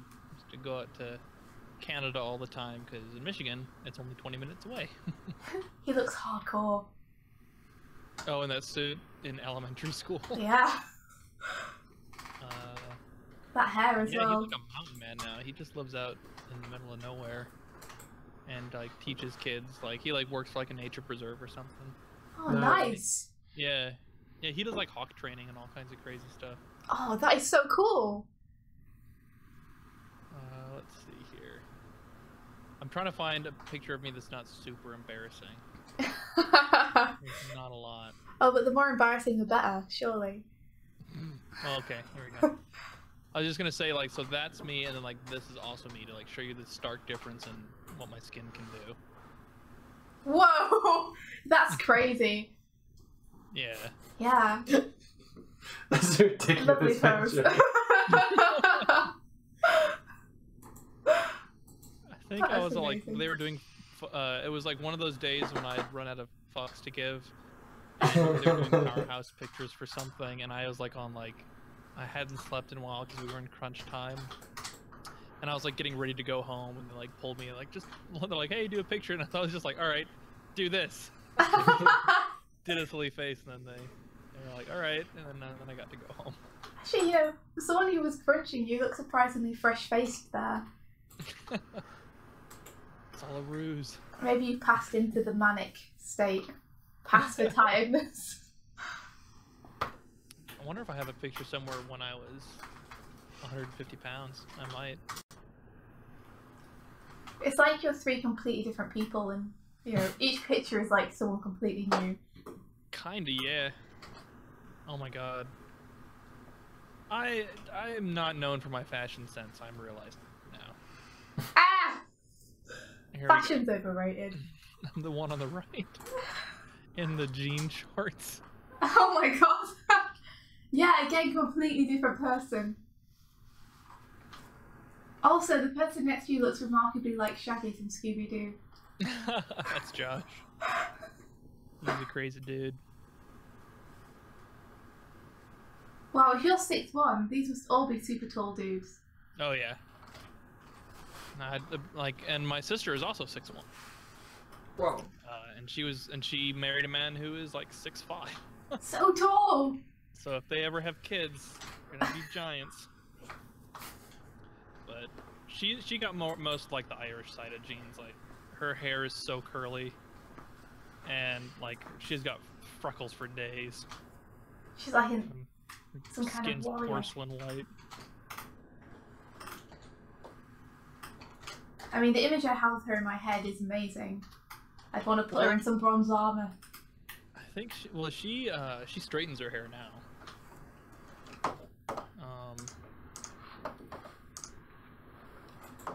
By the way, the man she married is also named Patrick, which has made things incredibly awkward. Patrick and Patrick. I realized I hadn't retweeted your tweet from ages ago. I'm just like, oh yeah, okay, I'll do that. Mm. Oops. Well, this is a nice picture of my sister. Move your head, Swifty. Oh. Oh, She looks really like a girl I knew in class in like primary school. That's weird and cool. I think it's the similar smile.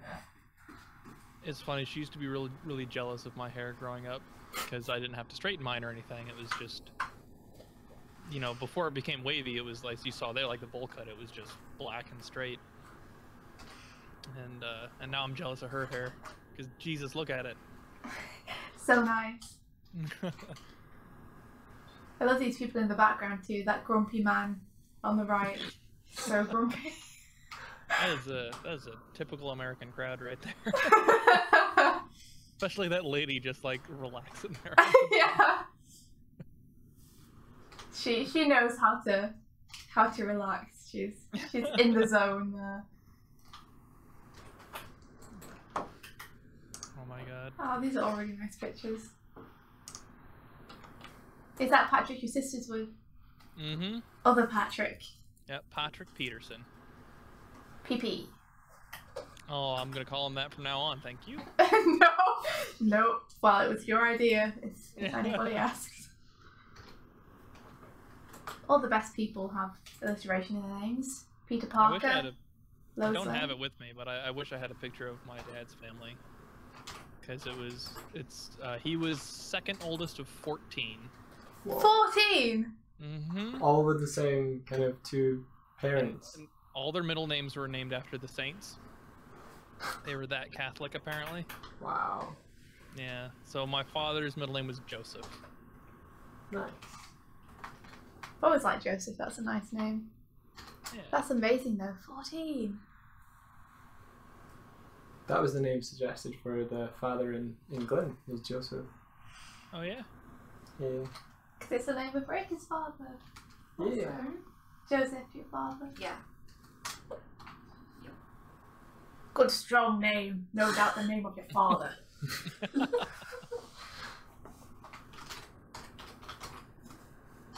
What were they going to call you if you were a boy, India? Lord. I suspect Really? my father may have been joshing with me, in retrospect. But I believed him for the longest time.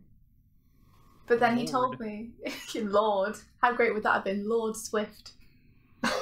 Lord Swift. That would have been so good.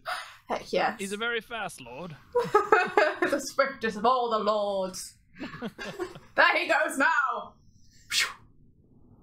Just realized one of my coworkers has got the same last name as you. Oh, Swift and Swift. He's called Nick Swift, and he's another illustrator. Well, we have to duel now. Bet you I can find his stuff. It's super cute. Yes, please. Hey, chubby I've always wanted to animate his characters. I bet he'd be super honoured if he did. There's so many things to animate and so little time to animate all of them. Tell me about it. Swift, where's your damn Tumblr? Where's your Tumblr? Ah, here it is. Oh, Nick Swift. Okay. Yeah.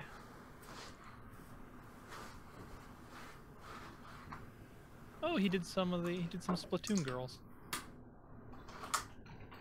Very cute. He does a lot of cute girls. That's like his forte. Oh wow, yeah, these are great. They've got so much life and energy. Really cartoony, which is nice. Yeah, he's fantastic. It's one of those artists with really nice line economy. I will say it's yeah, he's just, I love his work so much. Oh, that Samurai Jack piece is really nice. He's been to CTN a few times. Did you guys ever go to CTN? I can't remember. We went last year. In fact, I met you. Aha! Oh, that's right. Saw you for the first time. It's probably at the Powerhouse booth. You were. You were. I don't know if we actually knew who each other were back then though. I don't think so. But that was my first time meeting you, which was awesome. I've only recently kind of established an online presence. Yeah, I knew of you before, but I didn't know that was you at the booth because I didn't know what you looked like. So Well, it changes apparently quite often. That's true. Now I have 3 different people to look out for. You guys think you'll make it this year? I don't think so. I think we're a bit, yeah. We really wanted to because everyone decided they were going to go this year, which is really annoying. Oh, really? Yeah. We went last year and we were like, everyone, we're going to CTN. And everyone was like, oh, it's a bit, we don't really have the money. And then this year we don't really have the money, but everyone else is up for it and is going. So, fist shake at the sky. So if anyone wants to buy us plane tickets, you know. International plane tickets are no joke. No, really not. Even just going to Canada immediately doubles the price. Yeah, it's crazy. But it was great. We really enjoyed it last year. Wish we'd have left more time to just see California while we were there. California, it's sunny and dry all the time. That's what I like about it. It's the opposite to Ireland. Yeah, which is cold and wet all the time. Exactly. That's the one thing that I think if I moved to anywhere in the UK, which has crossed my mind a few times, that I think I would have the most difficulty with is the weather. Because I'm used to sun. Mm-hmm. I don't think I would mind the temperature. I can do cold temperature.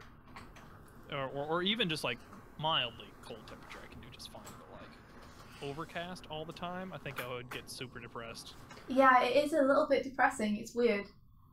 Whenever it's sunny, my mood lifts so much. There's something about that, about just being able to see the sun and it being sunny outside. Yeah. Dublin's been pretty good weather-wise. I mean... It has lately, yeah. It's been really sunny so far for the last few weeks. Either it's sunny most of the time and then it'll rain for a day. Or then you'll have these weird things where it's just rain, sun, rain, sun, rain, sun all day. It just passes really quickly. Maybe you guys are benefiting from the global warming. Yay! I think it was Frankie Boyle or someone was talking about global warming and how the Scottish aren't terrified about it because they just get to sit up in the mountains and watch the British drown. Pretty much. You gotta enjoy that Scottish humour. I'm probably going to head off, by the way, because it's getting pretty late here for me. Oh yeah, what time is it there now? It's like 12:30. PM. AM. Oh AM. wow, that is late. Time you guys flies. are 6 hours ahead. Yeah. In the future, everything's still the same. Don't worry. At least the hurricane's starting to die down over here. And I'm getting pretty far in this shot. I'll probably be able to get it all kind of roughed out by the end of today. So fast. It's great. You can focus even when you're being distracted by us. That's fine. I'll take the distractions. Yeah, this has been really fun. It looks so good. I should ask, like, usually when we've done a stream, it's recorded and put up on our YouTube channel. Are you cool with it being, like, Yeah, there go right and ahead. stuff? Cool. I think I haven't said anything incriminating, I don't believe. Nope, not at all. Not until we dub over you guys. What? Surely it's an honorary stream. I just can't wait to hear guest. you guys try to do my accent. Oh my god, no, that'd be the worst. We're terrible at accents. We're so bad. That's why we'd make very bad criminals. Wasn't there that Game Grumps episode where they had the guy who plays Grey Worm. Grey Worm? Yeah, Yeah. he was on there and he was trying to do an American accent. That's pretty much it. Yeah, that's us. He's just like, yes, I'll have a cheeseburger, please. Oh man. Yeah, there's no way. Yeah. I No. guess we'll stick to being artists. Yeah. It's weird. I've been down here in the South so long that, like, I've lost my Midwestern accent almost completely. And now every now and then I'll add a little bit of a twang to something unintentionally You're like, and then realize it after the fact, to my dismay. Those Texas barbecue adverts are getting to you. let's get out of one. Hey, like King of the Hill. God damn it, Bobby. Oh man, I love those voices so much. And all that, but yeah. Start saying dang it in different ways. Dang it. God dang it. Oh man. It is fun though, there's so much of a twang to it. It's like you're bouncing from word to word. It's like if a banjo could talk. Exactly, that's it. Everybody loves banjos. You have one. Yeah. I can't Do you play play it, though. banjo? I decided I was going to learn to play banjo. So I do not yet play banjo. Oh. But it's an aspiration of mine. I thought, how different from a guitar could it be? And then I realised. Banjo's one of those ones that's actually pretty easy to pick up, isn't it? Yeah, it's very easy to pick up, but less easy for me to play. She can lift it, you know. I've got a Balron at home. That's about the only instrument I still have around. What's a ballroom? Balron? Yeah.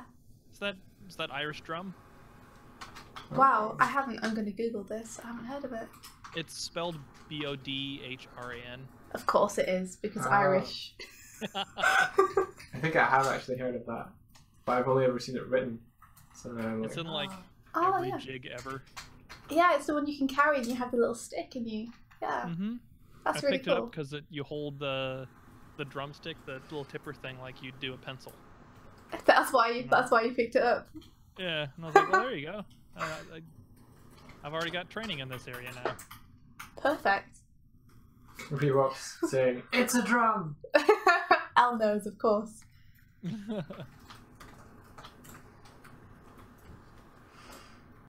It's a small hand drum. We'll wait for her to... Well, I That's kind of fun. like percussion, and I didn't want to pick up like bongos, and I didn't want to put in the money for a giant, Like I said. you know, yeah. drum Like, set. I used to play drums and it's super fun, but not very portable. And also not very easy to kind of practice. Just because you need to set a time when the neighbours aren't going to be annoyed at you. I'd love relentlessly to pick up drumming. like electric guitar. Yeah, that's so much fun.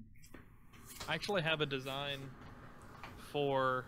I was doing a caricature of myself for like the bumpers on like a demo reel or something, and I was gonna be playing like electric guitar, but it's not actually a guitar. It's a the neck of the guitar is a keyboard, like a computer keyboard, and then the base of the guitar would be a Cintiq. Oh. It'd be like animating / playing an electric guitar. Nice. That's awesome.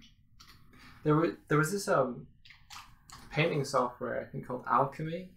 I don't know if it's still going around, but I saw an artist using that. But they would use like sound waves from like an instrument to affect how the brush stroke, or like they would. Cool. Yeah, it's like I think it was just you could use a microphone, and then they had that set up against like a guitar or something. Or they were just speaking into it as well. And I think that was used for like idea generation and just cloud shape type stuff. Yeah. That's way back there. Technology. There we go. Alright, really starting to feel better now.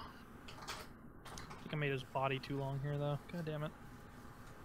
I will say Emilio's proportions are not conducive to animating. He's got weird proportions. His long limitedness. Yeah, he's got like a really tiny body and then like everything else big. Like long limbs and a big head. Yeah. And so when he's all scrunched up or needs to be in like a weird position, it kind of makes it difficult to make a readable silhouette. Yeah, I see what you mean. In Sanimate, it's asking whether they can show you a GIF with fire. A GIF with what? Fire. I don't know what they're meaning, but it's over. Oh, like an animated GIF of fire that they made, I assume? I think so. I think it might be over on your Ricardo chat. Yeah. Yeah, I mean, absolutely. There you go. I'll take a look at I do a lot of effects work. Have you ever used sort of After Effects to make particles? I have not, but a lot of my workmates do. Because I know someone who's, I think she's doing like an art test, I guess, for a company, and they're asking her to make particles, and I think she's trying to figure out how to do it in After Effects. Like, I'm not sure what their pipeline is. I can't give you many details, but it was just in case you had advice for her. But she was in the chat earlier. Oh, sorry, I don't do a lot of effort stuff. Yeah, maybe you have like a contact from one of the guys or gals in your office that she could ask. I mean, she can always, or he can always. I don't know what we're talking about. Her name's Elaine. Okay, well, if she wants to, she can by all means send me a message, and I can try to find someone who might know better. Cool. Okay. This fire animation, by the way, is very good. Yay. The only area in Sanimate where it gets a little stiff is at the very end. And this guy kind of brings his hand over. He kind of pauses a little bit. Other than that, very strong, very good fire. Did you see her name is Tibbs in the Discord, but she was doing like a lighter shot of like someone dropping a lighter. It's a reanimate from Yu-Gi-Oh! Let me look up. Is it in the Discord chat? It is. I'll see if I can find for you. Yeah, it's I just realized I posted a shitload of stuff today. No worries. Yes. Post all the things. You're talking to the admin. It's permitted. Let's see if I can find it.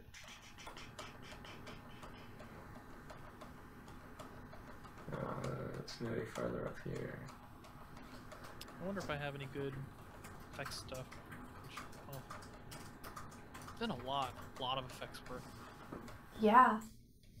And your That's effects, like almost like my forte now. It's kind of weird. I can't wait to see your Grumps explosions. Oh, for the Game Grumps thing? Yeah, it's gonna be crazy good. I'm hoping. Oh yeah. I've got a real rough chicken scratched kind of animatic right now.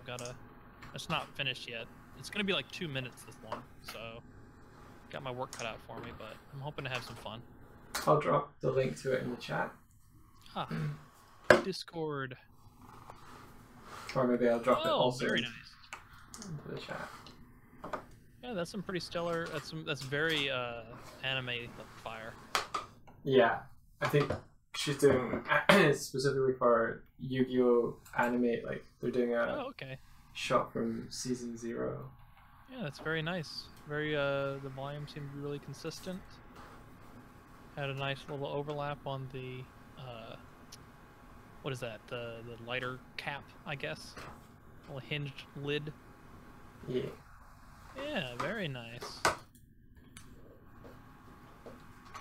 Yeah, it was really cool to see her bring that together.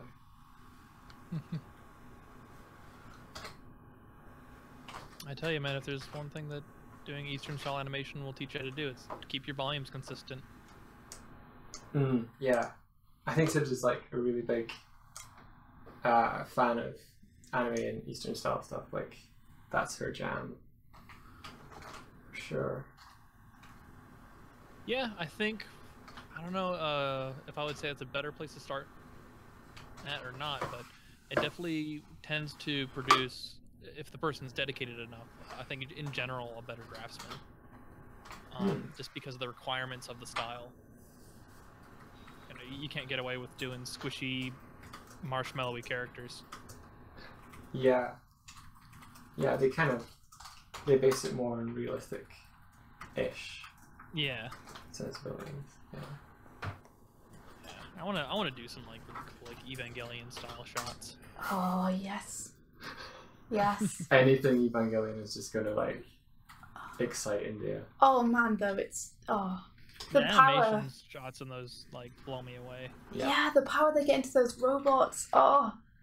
It's just I mean, we have to watch it, Mike. I need to show you. Okay. You guys are familiar with Sakuga, right? Yeah. Yeah, any of the Evangelion stuff on there. Oh my god, yeah, so good. I'm gonna try animating an AV unit, and it'll probably be horrible to start with, but I'd like to get used to be able to draw them. They're so much fun. Only their heads are really super difficult as far as design goes. Their bodies are pretty simple. Yeah. They do have those weird wings on their shoulders. I think there's just a lot of stuff, but once you're sort of familiar with it and you can develop a shorthand for it, I think it should be okay. Oh, did you guys ever end up watching Castlevania? We haven't seen it yet. No. It's Okay. on Netflix. We cancelled our Netflix, like, I think maybe 2 weeks before it all got released. So I really want to watch it. Yeah, it's only like 90 minutes for the first season. Reka, do you have a Netflix account? No. Okay. Well, we'll probably get Netflix again once the deadline's over. I think I know someone who does, though. You do? Yeah, I think so. We might be able to get like a sneaky login. We've just gone mad and dropped off everything for like the next... I think we've got 6 days left on the deadline, so we haven't been watching anything for like the past month. I gotcha. It's been crazy, but what we've been doing is we've been just using it as motivation. Yeah. So once the deadline's like over in 6 days... That's smart, though. Yeah, it's pizza, and it's gonna be... What have we got lined up? I don't know. I've got like a million things that we have on our watching playlist that we're just gonna marathon. Dream Daddy, I think, was on there. Yeah, Dream Daddy is on there. There's Agents of Mayhem came out as well. It's another thing I worked on. Cool. Is that on Netflix as well? That's a game. Yeah, I think, did you post some in the Discord for that? Possibly, yeah. I think I saw some shots which looked incredible. I was just like, oh yes. I did a lot of like here's and there's on that one. I think only had a couple of cutscenes where I did the majority of the work, but I did a lot of like across the board. I did like a lot of big shots. Nice. Everyone's been talking about Castlevania though, because everyone else has seen it. Yeah. And People seem to like it. I'm very happy with the reception. Yeah. People have been telling me that I need to watch it again and again from work. You can tell them you know one of the guys who animated on. Oh yeah. Try not to boast, but you did such good work on that. really gorgeous. Yeah, I've seen a Oh, couple of bits and pieces of it, but not. I didn't. Yeah. Those veg days are going to be so good. Yeah, we have Speaking like. of effects work, I had a, if I can find it, I had a really cool shot on there, and I think it's on Sakuga. Oh, I got a couple of my shots on there. That must feel awesome to have your shots on Sakuga. It's pretty cool. Ain't gonna lie. But I did a lot of the explosion-y stuff here, mainly the one at the very end when it kind of becomes the pillar again. Elle says that she has the flicks. Maybe we could hang a marathon it with her. I'm like, yes. Yeah, would- and again, I would- it's only 90 minutes for the whole season. Yeah. I would absolutely love that, and it'd be a good excuse to hang out with Elle. So if she's free, like next week sometime, that'd be really cool. Get some snacks, watch some Castlevania. There you go. So do you get tempted to let them know that you're the one who did it, or do you let it sit with artist unknown? Oh, you mean when something on Sakuga pops up? Oh yeah, it's because the URL said artist unknown, but I can see underneath now that Spencer Wan has commented and said. Oh yeah. He's been really good about, like, because he frequents the site more than I do, and he's really good about like commenting on that kind of stuff and making sure proper people get credit. Cool. Yeah. Reop's just like, Patrick, you did that. With lots of. What? Where is this? I missed this. This is on our YouTube chat. Oh. Yeah. I did that. I've got a few. You can actually put my name and Patrick Stannard into Sakuga. Here, I'll just put it in the Discord chat. There you go. See the stuff I did. I got to work on some of the bloodiest scenes in Castlevania, which I'm very happy about. Yeah, that's pretty fun. For Were you doing blood splashes yourself, or? I did in one of them I did the blood specials myself, and the other one I didn't do the blood splatters, but I did like the guts. The juicy parts. Yeah. yeah. Yeah. Little ONG impression there. What's wrong, Zach? How's that going, by the way? Oh, pretty good. I haven't touched it this weekend yet, but I think you saw the latest rendition of it. Yes, I did see that. No, I think it's on your professional project. Yeah, there it is.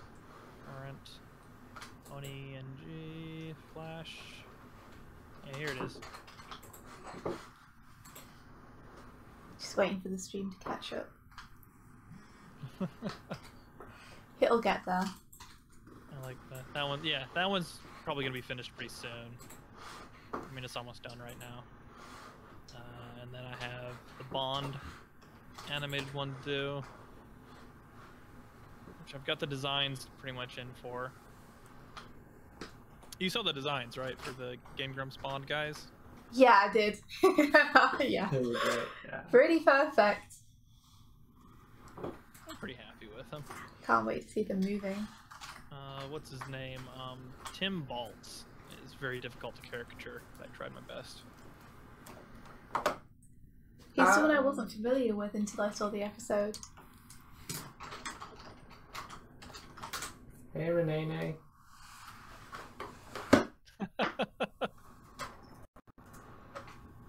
It's great. There it is. It's up on screen now. Yeah. So great. Oh my god, Aaron. Oh yeah. I mean, I like making them. People get on me about making them short because he had that whole. It was like one of their panels or talks or something, and he was like, "Why do people keep drawing me shorter than Dan? We're the same height." I love my little muscle baby Aaron. I was actually really shocked because he put up how tall he was on Twitter, and I'd always thought he was quite a short guy, but he's not at all short. Me and Aaron are almost the exact same age. Really? Yeah, we're both born in 1987. What? That's amazing. I always thought he was like. Yeah, when's your birthday? Well, I think his is actually in January, isn't it? I think so. Okay, so we're vaguely 6 remember months that. We're 6 or 7 months apart then, because I'm July. Gotcha. But yeah, he's about your height, isn't he? Yeah, I think we're both 6'1". He just gives the impression of being short. I don't know what it is. Oh, it's because he's wide. He's a stocky guy. That's true, yeah. I'm a 1987 kid too. Yeah. But yeah, little muscle baby Aaron. Because I was debating whether or not to make him tall, because he played Jaws in that particular Game Grumps episode of when they were playing GoldenEye. He was Jaws, so I was like debating whether or not to make him tall, to give him big platform shoes or stilts or something. But in the end, that was all like too complicated, so I just kept him short and just gave him the teeth. And yeah, it's almost funnier just to have him like a tiny Jaws. Yeah. Like, you know, he should be enormous, but he's just this little thing with his metal teeth. I've got all the old Baloney Man things in here too. India. That a belly button? What? Sorry. Yeah. She's drawing like a belly button on a character. I'm just mocking her for it. Got all the old Akira design. Ooh, are you putting those up? Yeah. Cool. Man, it's so strange to think about like watching that going, this is amazing, and then now we're talking to you. It's like, this is amazing. Akira one, I had a lot of fun. I think Ross that's is my hard to favourite. caricature. Oh, he is, yeah. In fact, I Yeah. haven't seen very many of him because I think people find him hard. Yeah, I think the Akira one's my favourite. Yeah, me too. Baloney Man was fun though. Yeah, these are fantastic. Like, Do I might have the original animatic for Baloney Man. Oh my god, is this it? Oh yeah, here we go.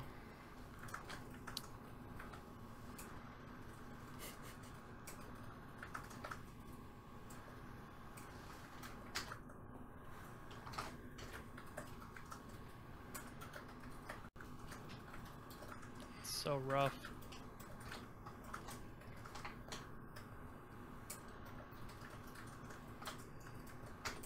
here we are, it's up now.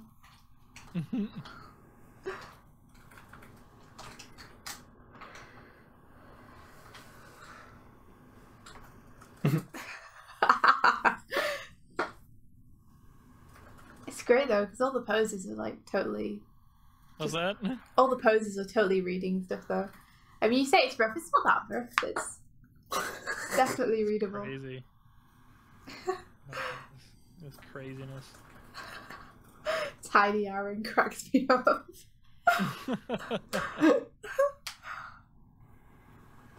It was so the original Baloney Man. It was actually going to be Aaron who got all the knives instead of Danny. I forgot what made me switch. Huh. I can't remember the sound clip for it. Maybe it was to do with the sound clip. Maybe.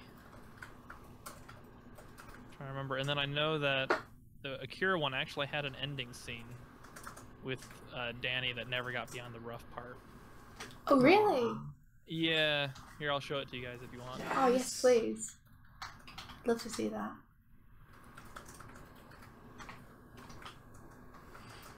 Renee's saying she liked the way you drew Aaron in the... Oh, me! Thank you!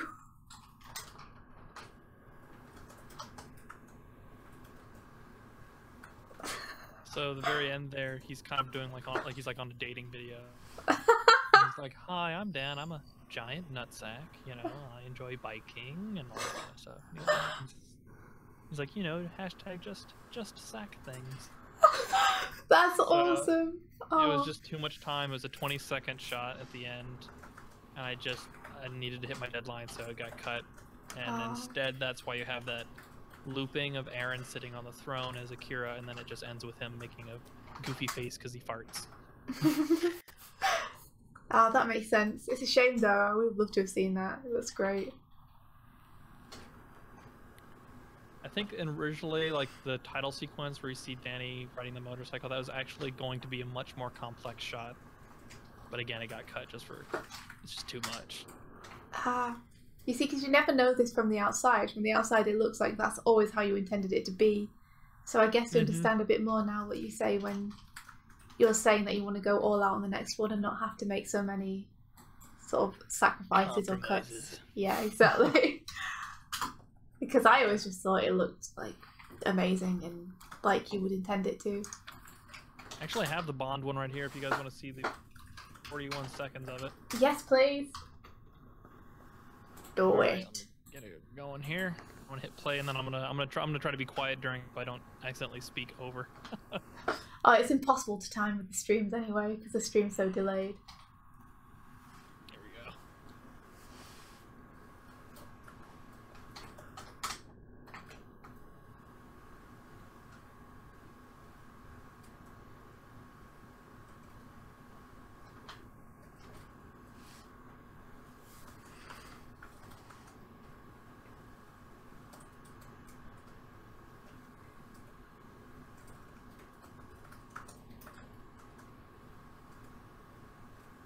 It's up.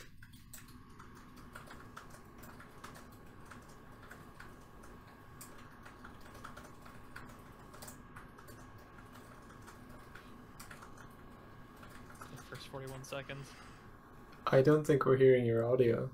No, he's Oh no! deliberately, Well, here I can just pop it in the Discord chat yeah. as a Swift. That's what. So this is what you guys never see, which is my path, and this is what I call my chicken scratch phase, my scribble pass, which is as rough can be. Did you manage to find an audio track that you were happy with to use in it? I did. I kind of like splice it together myself. Ah, cool. So it doesn't actually correspond with the in-game audio, like as far as matching up timing-wise. Gotcha. There's a lot of like things that were recut and put in different places and overlaid other tracks.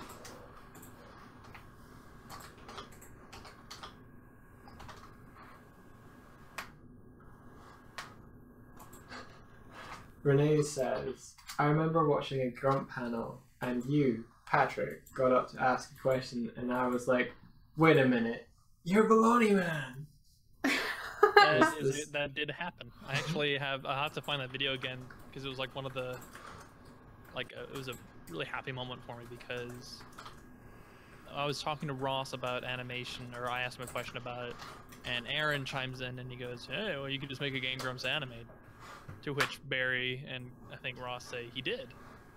And then he goes, oh, which one? And then I said Baloney Man. And then Aaron points at me and goes, oh shit, you're the guy! And I was just like, yeah! Yeah! It was me. That's pretty great. It was me the whole time. Whip off a mustache. Me. I was a turkey. Me! Later Zim joke for you. Nice. I marathon. I once did like a Invaders in marathon one day. I felt different afterwards. You've never been the same. It's a little dystopian. Yeah.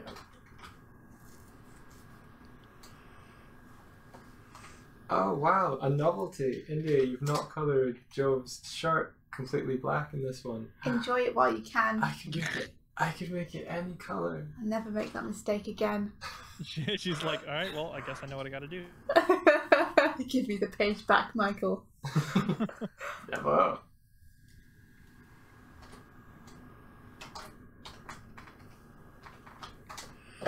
Alright, dudes, I'm gonna head off ski. Okay. That's my current scribble pass. I still have a whole nother segment on it to do, and then I need to start refining it. And then we'll do the rough keys. So far to go. Yeah. But they haven't really given me a deadline on this one, so I think I'm alright. Do they usually give you a deadline on it? Usually they do, but I think because I asked to let me kind of do more, that they're going to let me kind of slide without a strict deadline, because they know I'll get it done. That's cool. Do they give the deadlines, do you think, so that they know when they're going to have the files ready to drop on their channel? Yeah, they like to kind of schedule when things are released. Makes sense. So if I start with the premise that I want to take longer, they probably won't give me a deadline until it's closer to completion. Yeah. Good way to work. Yeah.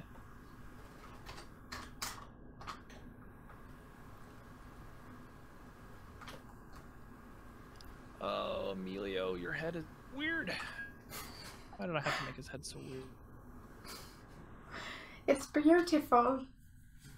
It's just this like a deceptive shape that makes you think it's something it's not. It's nice. Like, you don't get to see people handling volumes in sort of such a competent way. So often designs nowadays are flat. Mm-hmm. And Emilio's just not. He's got volume and shape and depth to him, which is really nice to see, because when you animate him, you handle that really well. It makes it really I have to put a appealing. lot of effort into it. It's definitely not like something that comes easy. Oh, that's good to know. You make it look easy. Well, that's the trick, isn't it? Ah. That's the magic right there. You make it look like it doesn't take any effort. See what When you in did fact, there. You, like, you know, there's been days I actually have a little strip of gauze here, and I wrap it around my finger every now and then because I sometimes I draw so much and I push too hard on my pen that I create this divot, this really painful divot in my finger. Oh, right, yeah, your middle finger, right? Mm-hmm. Mm-hmm, yeah. So I keep some gauze around. Once... It's usually scenes like this that'll do it. One of Emilio rotating his head around. I once took something out of the oven during high school and burned that exact point in my finger. Oh no. No. So it's never recovered. Exactly where you rest your pencil. Do you now have super hard skin there now though, so it's like armor? Yeah, look at that. Got like a callus. Wow. Yeah, it's cool. He's got finger armor going on. The artist's armor. Yes. All artists should burn their fingers early on in their career so they can have the armor later. It's like martial artists will shin kick solid objects really hard over and over again to just kill the nerves in that area so that they can do it to other people. 30 minutes of punching rice every morning. That's what we have to do. But yeah, depending on how tomorrow is, I might come in, probably be working on those two projects. The Oni and G1 and then the Game Grumps Pond one. Super cool. It's awesome. I think it's really cool that you get to come in and work on the studio when you're in projects. Yeah, they're really cool about that here. Basically, as long as I'm not working competitor stuff or doing anything nefarious, they're okay with it. And it's and it's really been helpful because my current office studio is pretty much all dismantled at this point. The computer was just out of date, and I ended up selling my Cintiq, so... Oh, okay. So it's good that I have this. It's great. Do other people often come in as well on the weekends? Yeah, a lot more than they used to. But our studio's a lot bigger. Oh, that's great. Oh yeah, I think we're definitely over 50 right in this studio alone. We also have a LA office, which we sometimes employ contract people, and then that's where our other producer works. Okay. So, yeah, we're pretty large now. It's kind of crazy. It's really nice to have a few people in there, so you've got a little bit of company when you work, or you can at least hear other people working. Mm-hmm. Yeah, every now and then there's been a couple days when we'll all go out to dinner together or something like that. Just kind of have a collective break. Get out of the studio. Yeah. I thought you were going to say a collective breakdown for a second there. Go out to dinner and just start hurling the bottles around and spaghetti's everywhere.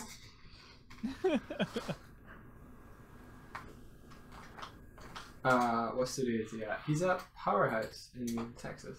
Powerhouse Animation. In Austin, Texas.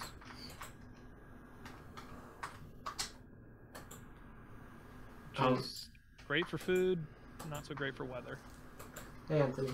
And awesome for animation, of course. Yeah, we're kind of like the main animation week in town if you don't count Rooster Teeth.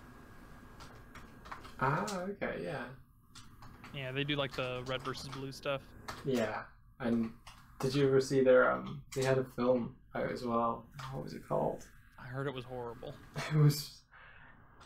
It was on tone for them, so I enjoyed it for just being. You, my friend, would make an excellent diplomat. Thanks. It was like I found it enjoyable, but it was very silly. It wasn't like great cinema or anything, but it was entertaining. Yeah. I haven't actually seen it, so I don't have an opinion about it myself. I just have friends who've not had good things to say about it. It was a C movie, you know. But yeah, like, I mean, Red versus Blue is an oddity in that line. It's basically, it's a huge entrepreneurial thing. Like, Yeah. a lot of this stuff, they just fly by the seat of their pants, and they just go, we're gonna do this now. How do we do it? I don't know, let's figure.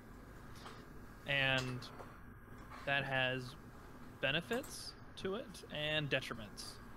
And I think one of the detriments to it is just that, like, there's not, they don't have a process for things. Yeah. And so there's a lot of kind of onus put on the workers themselves to kind of be spectacular as far as just work ethic.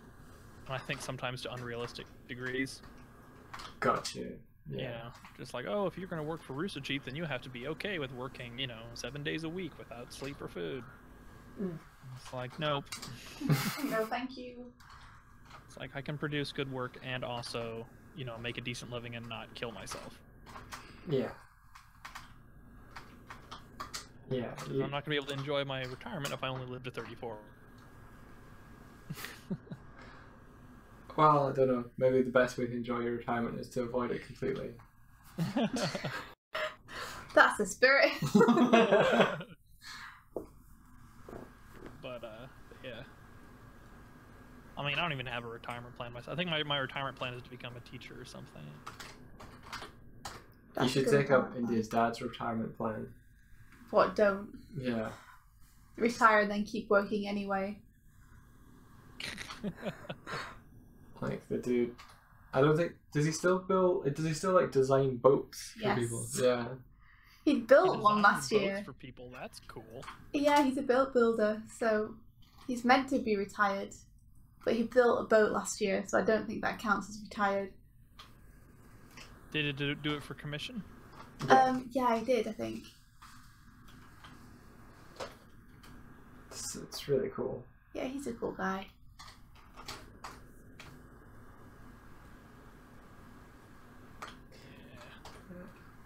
Okay. I'm heading to bed. Yeah, you definitely go. I am there now. Yeah. Thanks very much for the company, Patrick. This has been Absolutely, man. Thank you guys. It's been an awesome stream. Yeah. Thanks so much, and good luck with the rest of the shot. Yeah, I only got a little bit of ways to go. I think it's pretty much ready for the next stage. Yee. It's exciting stuff. Will you guys sleep well? Thank you so much for hanging out. Oh, thank you. Thanks for having us. Get some sleep. Yeah. I'll dream of tacos tonight. And thanks everyone else in the chat for keeping us company and watching and enjoying it and stuff. Yeah. Indeed. Yeah, I'm looking forward to catching up with where this shot's at when I next see it as well. Here's the final flatted page almost. I think it's mostly done. Oh, nice job, dude. Thanks. Take care, everyone. Take care, Patrick. See ya. See you, dudes. Bye. Bye-bye.